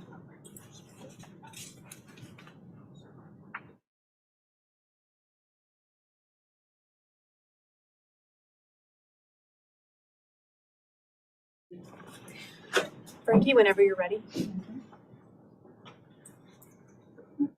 1 moment after Frankie presents, but Sure. you're welcome to stand. No worries. Been sitting for a while back there. Thank y'all for what you're doing. I've chaired the design review board for 8 years, and as soon as you get 8 years of experience, they tell you you can't do it anymore. But thank y'all for these long meetings and what you're doing. 17 Thomas is requesting conceptual approval of a new addition. It is a category 3 in Radcliffe Borough, circa 1830 in the Olden Historic District. This is the location on Thomas Street. Existing site photos. Some context of Thomas. And Sanborn map showing the history of the structure. Turn it over to you. Zoom out for you first. There we go. Good evening, everyone. I'm Bill Marshall. I'm representing Tom and Rachel Dion. Tom is here. He was also present at the last meeting.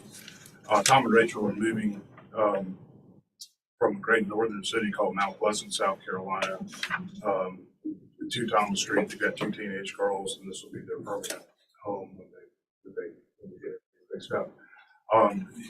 The board saw this project last time. I was actually out of town, so my business partner, first cousin, presented it along with Tom. And it seemed like the majority of the focus was on the addition. One of the things I will point out is on the second floor, we pulled back the bathroom and left the existing little piece of porch there as was requested.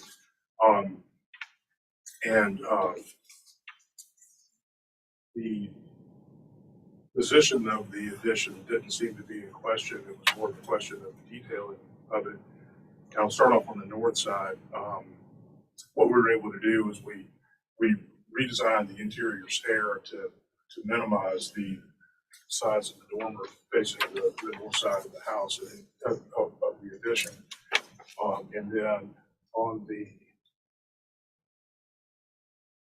south side of the house, there was a comment by one of the board members trying to downplay that. We were able to reduce its height of where the dormer comes off the ridge now, or it comes in below the ridge, and then are cladding it with the roofing material again, just to downplay its presence on that elevation.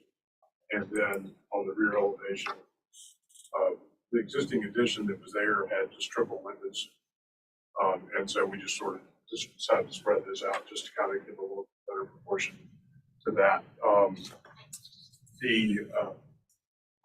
I didn't think to call Ms. Hanahan about getting a letter, but Tom actually did meet with probably the most affected neighbor at 15 Thomas Street, which is the property to the south that actually has windows that look back our direction. And I'd like to submit a letter from him for. If you could read it during public comment. Oh, sure, I'd be happy to. Well, you're happy to do that. And happy to answer any questions anybody may have. Tom, is there anything you'd like to add? No. Okay.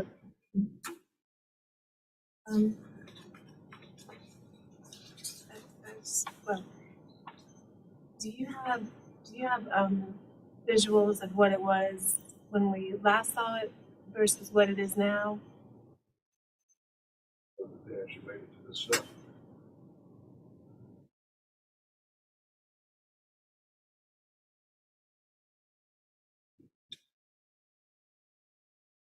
Have the existing and the proposed. I did not have the previous plans from the meeting last time.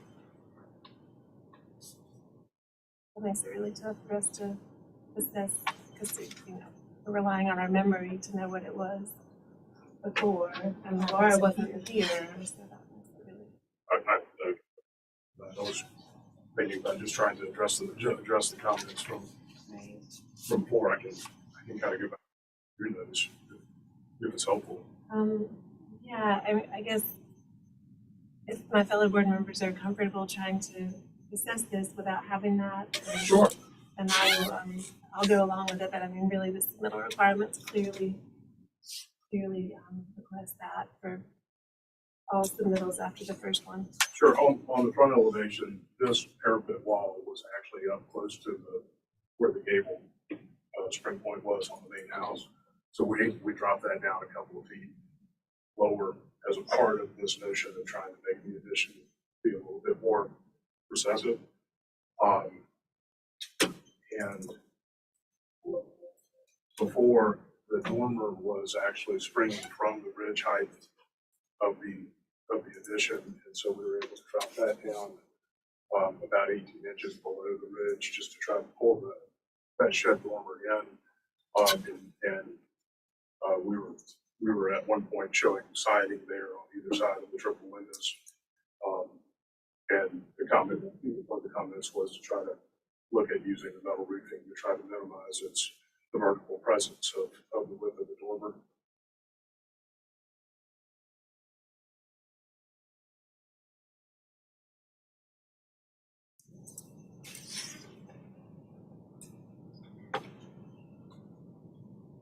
And then this elevation, this dormer was actually a good bit wider and sprung off the point, and we were able to redesign the interior stair. The big idea is it's kind of an unusual site that there's about 15 feet of land on the north side of the original single house, and the driveway for this property is on that side. So what we were proposing is that addition would have an interior stair and entrance that would allow access to the house from the driveway. And then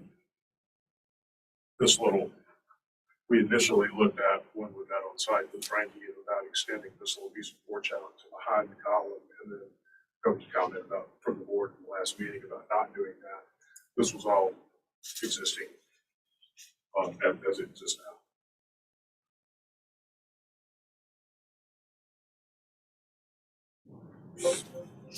That helpful? Kind of. Better than nothing. All right. Thank you. Sure. Do we have any public comment? Oh, yes. You're up. Unless you want to read it. It's a letter from Andy Fleming, who actually lives south of the subject property this evening at 15 Thomas Street. It says, to Charleston Board of Architecture Review, I'm writing in support of the renovations that are occurring at 17 Thomas Street. I live next door to the property at 15 Thomas Street. I've reviewed the plans and have discussed the renovations with Mr. and Mrs. Dion. I'm pleased with their ideas and excited to see the finished product. The planned renovations include an addition that will affect the appearance of the north side of 17 Thomas Street. The addition makes sense and will enhance the property while having a negligible impact on the structure's historic appearance. It will hardly be seen, and certainly not by me. The additional windows on the plans make sense as well. Again, they greatly enhance the building and have no impact on the historic sense of Memphis. 15 Thomas enjoys many large windows and a great interior light. 17 Thomas should have the same with additional windows. Plans also include returning 2 French doors to the exterior. These will face my property and will improve my view as I look out my kitchen windows. The doors make good sense for when one sees the porches. It's my estimate the doors will also only go to improve the overall grandeur of the property. Tom and Rachel have every intention of turning this grand structure at 17 Thomas into the gem it can and should be. Their modest plans for renovation should be approved. If I'm available to discuss my views, please call me if you have any questions or concerns. Thank you. Respectfully, Alex Holland, 15 Thomas Street. Thank you, Mr. Marshall. Sure.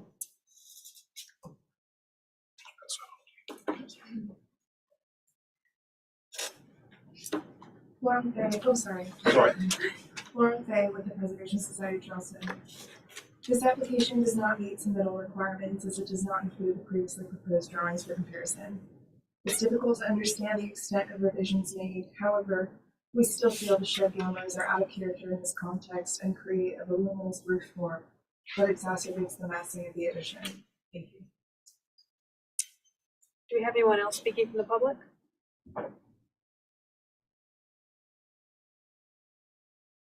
All right. Frankie, if you'll give us city staff comments and recommendations, please.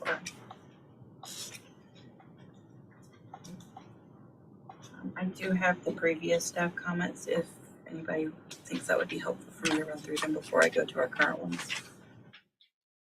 Okay, just wanted to make sure. Observations, the roof on the right elevation dormer has changed from a shed to a gable and the overall size has been reduced. Staff also appreciate the change in siding profile on the proposed addition. Staff recommendation is for conceptual approval and final review by staff. Thank you, Frankie. Mr. Marshall, do you want to respond to anything raised in the public comment or the city staff comments and recommendations? No, Lisa, thank you. All right, public comment and the applicant's presentations now closed. Excuse me, we'll move into board discussion and a vote.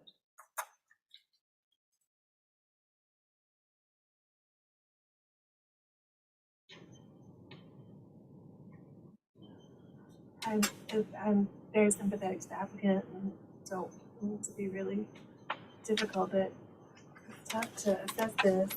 I don't know, how do you guys feel? No, Laura's probably struggling, I didn't see it before. And just had deleted, but I was looking for it. I found the previous one, but I can't get it open. I think if I had half an hour to fiddle with it, I could, but I can't.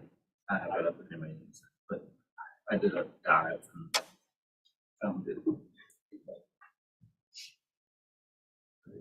Realistically. Technically, we should defer it. Yeah, technically we should defer it, I know. Yeah. I don't-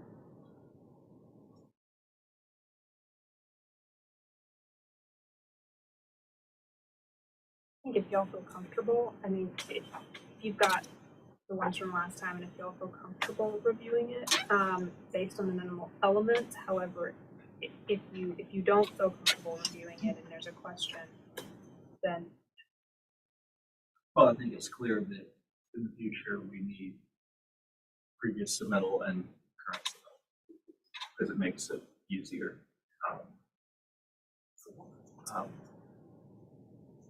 I'm acknowledging the changes that were made because I'm able to see them here, but I remember him as well. So we hashed through it pretty thoroughly.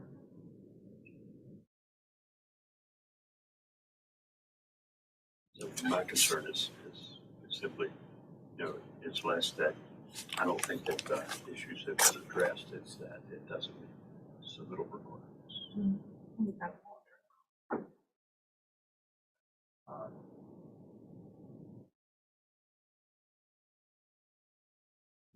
I like that. If it did, though, you would feel more, would Yeah, be comfortable with I what's think happened? since we, based on what I recall as the discussion of what we said last time, probably. But then again, that's I can remember it, but I don't have every detail. I can't look at it. That you have. it appears to me that the majority of what we talked about has been addressed. And I think I am probably swayed because the the most affected neighbor or next to most affected neighbor, or 50% of the affected neighbor has given a relatively glowing thumbs up for it, and we don't have any public. I think if we had any public comment against what is being requested, I would feel differently. The neighbor's a big deal to me. And I do recall the comments that we discussed last time. It sounds like you addressed everything, but the neighbor to me is the neighbor who will see it the most. Do you have any thoughts? Albeit I do have a feeling a little challenging, but You haven't seen it at all. We might have brand new comments. We might have brand new comments. Right. No, and I don't want to turn, send it in the wrong direction since I wasn't here last time. So the things that I would have concerns about seem to not be visible from the public right of way anyway. So Or we approved, there's sort of a deck and an addition back there that we, just so you're up to snuff, or up to speed, we approved those demos last time. I see that.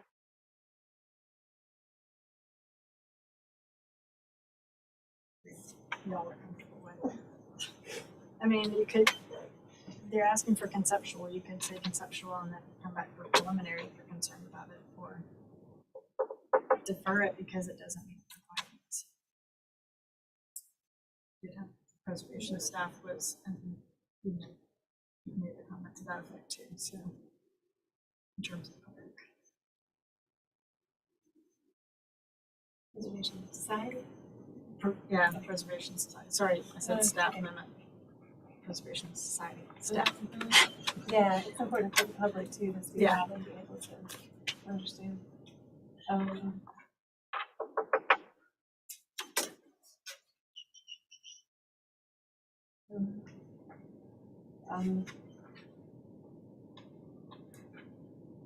Again, I'm sort of sympathetic to the applicant because he's come this far and sat here this long, and so what if we get some kind of deferral with final review by staff or something like that? I don't know. Deferral to meet the submittal requirements. Final review by staff. Or do you want to see it again and so Like Laura's as a suggestion? preliminary or final. Anything? Staff. I don't have enough experience. Well, let me ask this It's question. before us, I mean, it's a staff put it before us, so. The difference between what is submitted today and final review by staff drawings would be, and we're looking to the details we have in here.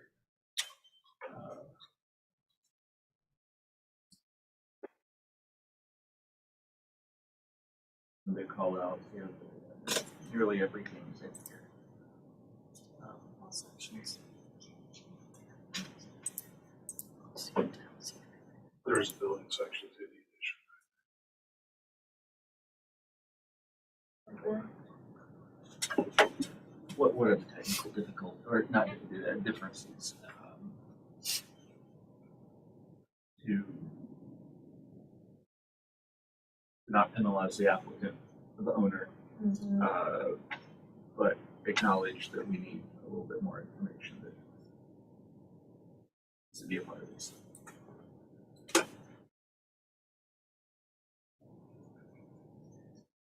Yeah, they have to just let him go because he's gotten this far and it wasn't called out.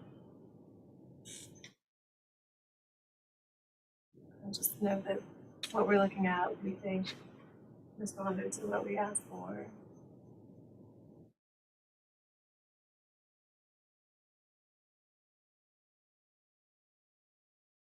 So I'm just gonna make a motion for conceptual approval. We have a motion on the floor for conceptual approval with final review by staff. Do I have a second? submittal requirements. Or Yes. conform. Yeah. Form to submittal requirements. Second.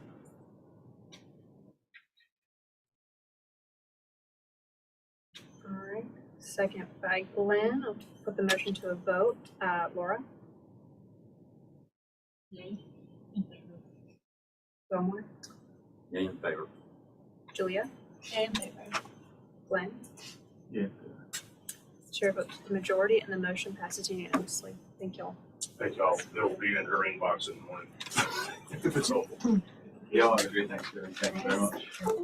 Isabella? Thank you. Thank you, Chief. Everybody loves Isabella. Future reference, can I abstain from that? Okay, because I almost felt like I should have just said. Have a nice Thanksgiving. I'm too confused, yeah. We still have a quorum, Yes, you do. although it Yeah, is the mayor. uneven. I mean, it's even. Yes, but we'll still have a quorum. Okay. Three is a quorum. It's the only. Agenda item number 15, 9 Cumming Street. Frankie, if you'll give us an introduction and overview, please. Is requesting approval for a new piazza screen, new two-story piazza, extension of the second floor addition to ground, and new rear addition. It is not rated in Charleston Village, circa 1901, in the Old and Historic District. This is the location on Cumming Street. Existing site photo. Text of Cumming Street. And Sanborn maps and the history of the structure. Okay. I'm Robbie Marty, and I'm representing the homeowners of 9 Main Street. You all have seen this project before, and so hopefully this will be pretty quick. Is there a direction I need to point? Sort of toward me. Can I just? Okay, this is a tiny little single house that was sort of single housed at some point, so we're going back and adding porches and a screen wall, and then doing an addition. This is the existing. I put all the existing on one sheet because it was hard to put it all together. So I'm going to go to the front elevation shows the previous and the proposed. The previous is on the bottom. The front elevation is pretty similar to what was here before. The main comment by the staff was actually there are two things. First, I'd like to mention that before, when we were here, there was a question. There's a tree on the northwest corner that would have affected the entire plan had it stayed. The tree was diseased, and the homeowners went through the proper sort of protocol and got zoning approval to remove the tree. So that's no longer an issue. Then the only comment from the previous board review was for us to differentiate the new construction from the historic. And so that's what I'm going to talk about just very quickly about how we did that. Thing that we did was we bumped, and this was per Historic Charleston's suggestion, to keep the existing historic buildings sort of corner and bump the addition down on the north side. So we did that. That also, so that gave, visual differentiation, and then also we're changing the siding so it is placed for the old and the new siding to be separate from each other. Then the second thing that we have done is, and this drawing is incorrect. I would have heard getting this in and didn't sort of double check my submittals, but on the south side, so we dropped this addition down to the ground. My proposal is to, one, do all the windows as 2/2, so this one little, little funny window here that is actually part of the existing building will become a 2/2, and then this whole portion will be the slightly wider siding as well as the entire new addition. Our sort of reasoning in changing the siding on this, even though this is an existing and this window is existing, is that It is actually an addition to the original historic house. So even though it's already there, it sort of makes sense to make that appear new as opposed to making all the very new stuff appear old. And I went through a lot of gyrations of different proportions and things, and nothing really made sense without the whole thing feeling very narrow and awkward. So that was sort of my reasoning behind that. And then the last thing, the bump on the north side also kind of helps differentiate the roof. But I do want to talk about the roof just a little bit, and this was not in our original our application. And so if I need to submit it as a whole separate thing, we could do that. But this is a term metal roof. It seems to have reached the very end of its usable life. And so we are going to make a submittal, hopefully at staff, to replace the roof and show sort of evidence of where that needs to happen. But there is one other issue that I'd like to talk about with y'all, and that is that this building doesn't have any overhangs. It's go back to the photos. Yeah, you can kind of see here. I mean, the overhangs on the sides are minimal, and then in the front there are none at all. The building, because of its age, leans away from the street, so when it rains rains just straight down the face of the elevation. And the homeowners would like to add some sort of break to the front side so that we could at least begin to address the water intrusion, which is pretty bad on this building. I wanted to bring it up here. You can either deal with it at staff. I can also bring it back as a whole another submittal of like how we would do sort of all the detailing of that. But just as we're sort of working through, that is something that's important that we do need to address with the existing historic building. Thank you. Do my fellow board members have any questions for the applicant? Just one. Could you remind me, I think this was mentioned last time, but why you're not restoring any sort of first floor, piazza floor? That is, so the driveway is very narrow. And so if we did a piazza on the ground floor, you wouldn't be able to use the driveway anymore. And so by bringing the columns all the way to the sort of, I mean, there will be just like a little bit of a curve, but in being able to bring it all the way to the ground, you'll be able to open the car door. I mean, you can kind of see like, this is the scale vehicle that fits in the driveway, and the doors need to be able to open, so. Thanks. Any other questions? Do we have any public comment? There are no written comments. Frankie, if you will give us city staff comments and recommendations, please.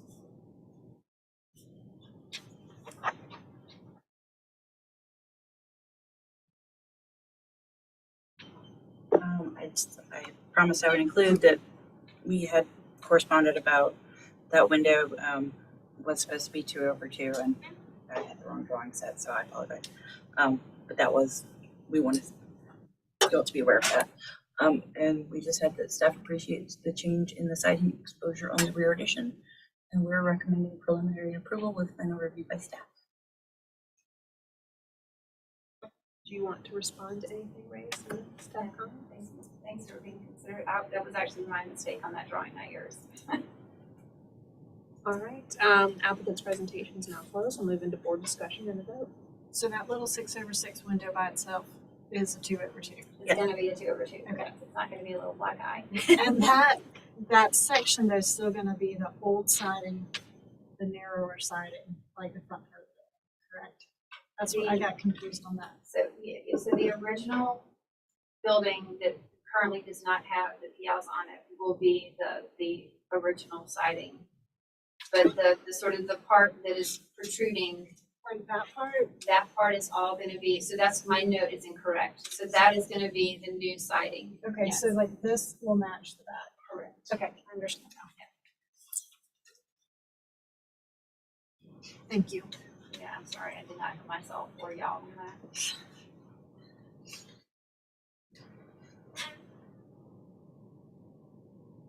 I was not here for the previous one, but I appreciate the changes that you've made that I can see now, especially with the comments and your walkthrough.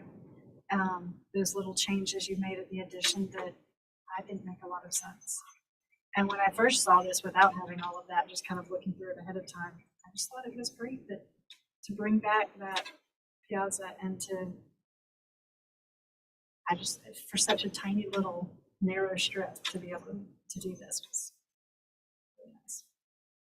Agreed, and it is very helpful to have previous and current elevation. Yes. I don't know where that was an option. Right, it's not. And then you indicated that you'll have some kind of low paving at that lower piazza. Yes, right? there will be just a little bit of a curve. Okay. When I look at this, I just imagine that it's like dirt to investigation.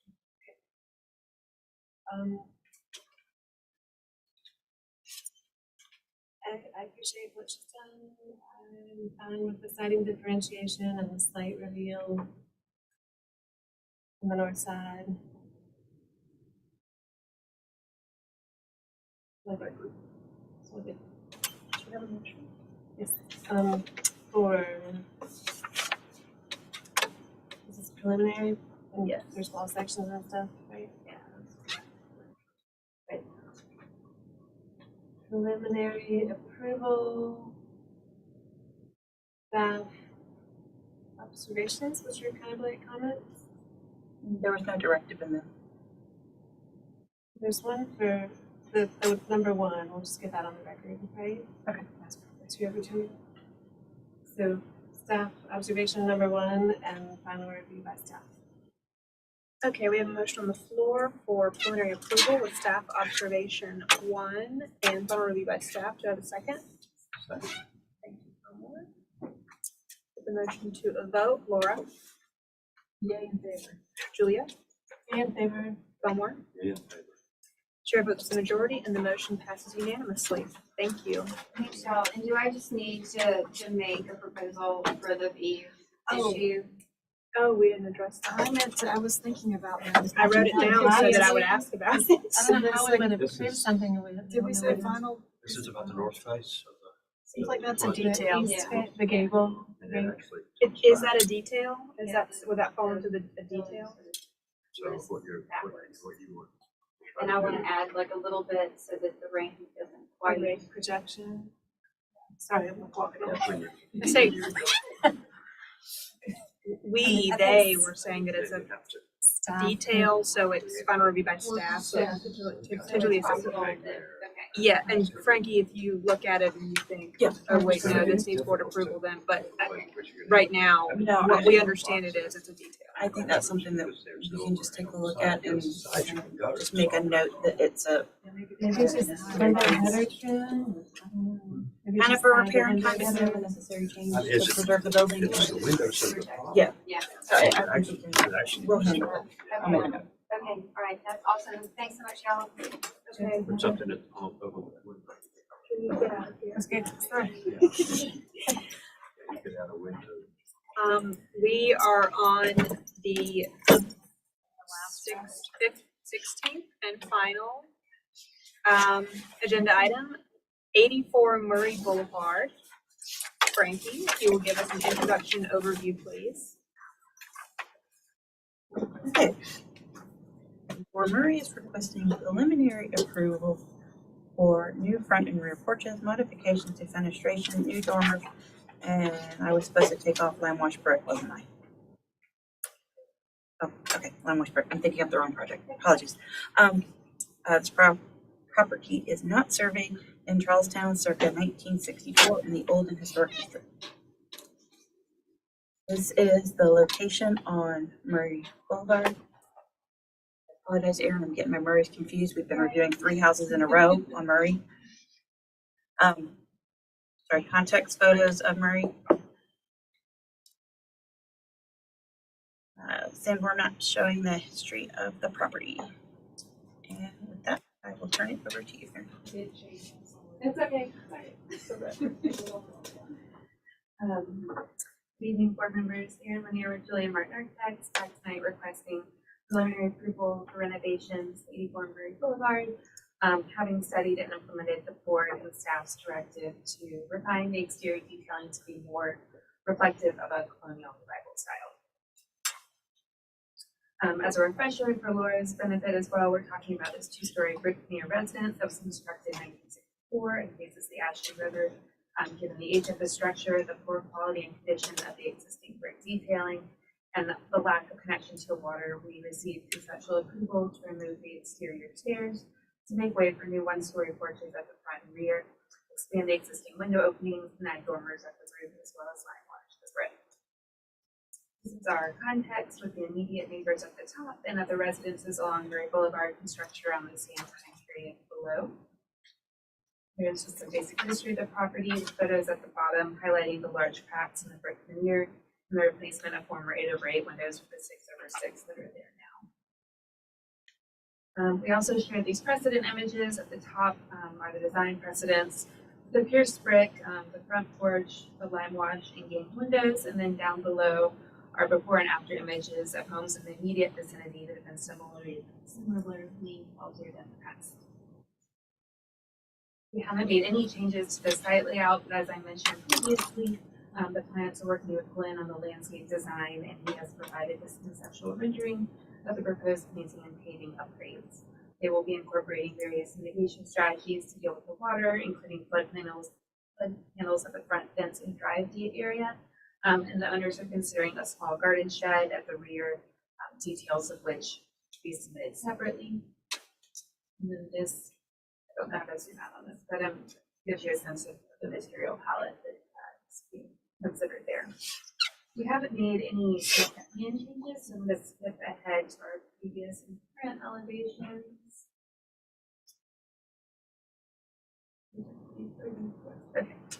So last time you saw this, the board's comments centered around a desire to see the spirit of the original architecture, which means colonial revival, more intentionally reflected in the proposed alterations. To that end, we've studied and refined the details in several ways. The windows were previously shown as 2/2 and are now 6/6. At the front porch, we moved away from the paired columns and roof balustrade and are now proposing a hip standing seam roof, single round columns, and turn balusters at the porch rails. Staff asked that we restudy the proportion and window pattern of the dormers so the height and width there have been reduced slightly to better relate to the fenestration below, and we refined the window configuration in response to the change to smaller light cuts elsewhere. We're continuing to show the pierced brick between the porch piers and the diamond light pattern of the front entry door, both of which are details currently found on the property. I'll just mention at the rear porch, we've maintained the upper balustrade at the porch roof to serve as a mechanical screen. Here you can see those changes reflected in the east and west elevations. And then I'll end with a section through the new front porch, as well as some images that speak to the materials and the design intent being proposed. That's all I have, but if you have any questions, I'd be happy to answer them. All right, any questions for the applicant?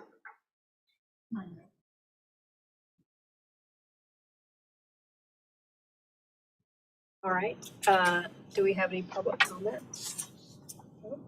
There is no written comment. Frankie, if you'll give us city staff comments and recommendations, please. Okay, just had two observations.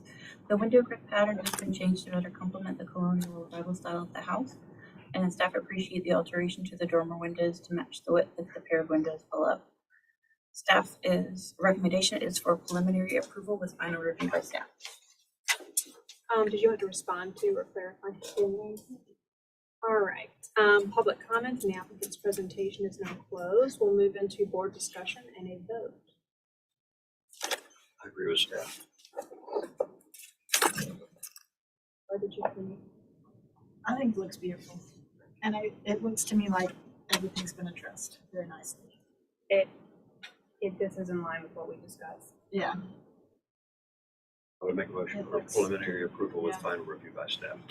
All right, we have a motion on the floor for preliminary approval with final review by staff. Laura, second that. I'll put the motion to a vote. Fillmore, Yay in favor. Laura, Yay in favor. chair votes majority, and the motion passes unanimously. Do I have a motion to adjourn? Motion to adjourn. Thank you. Second by Laura. All in favor? None opposed. Motion passes unanimously. Thank you. Said aye that time.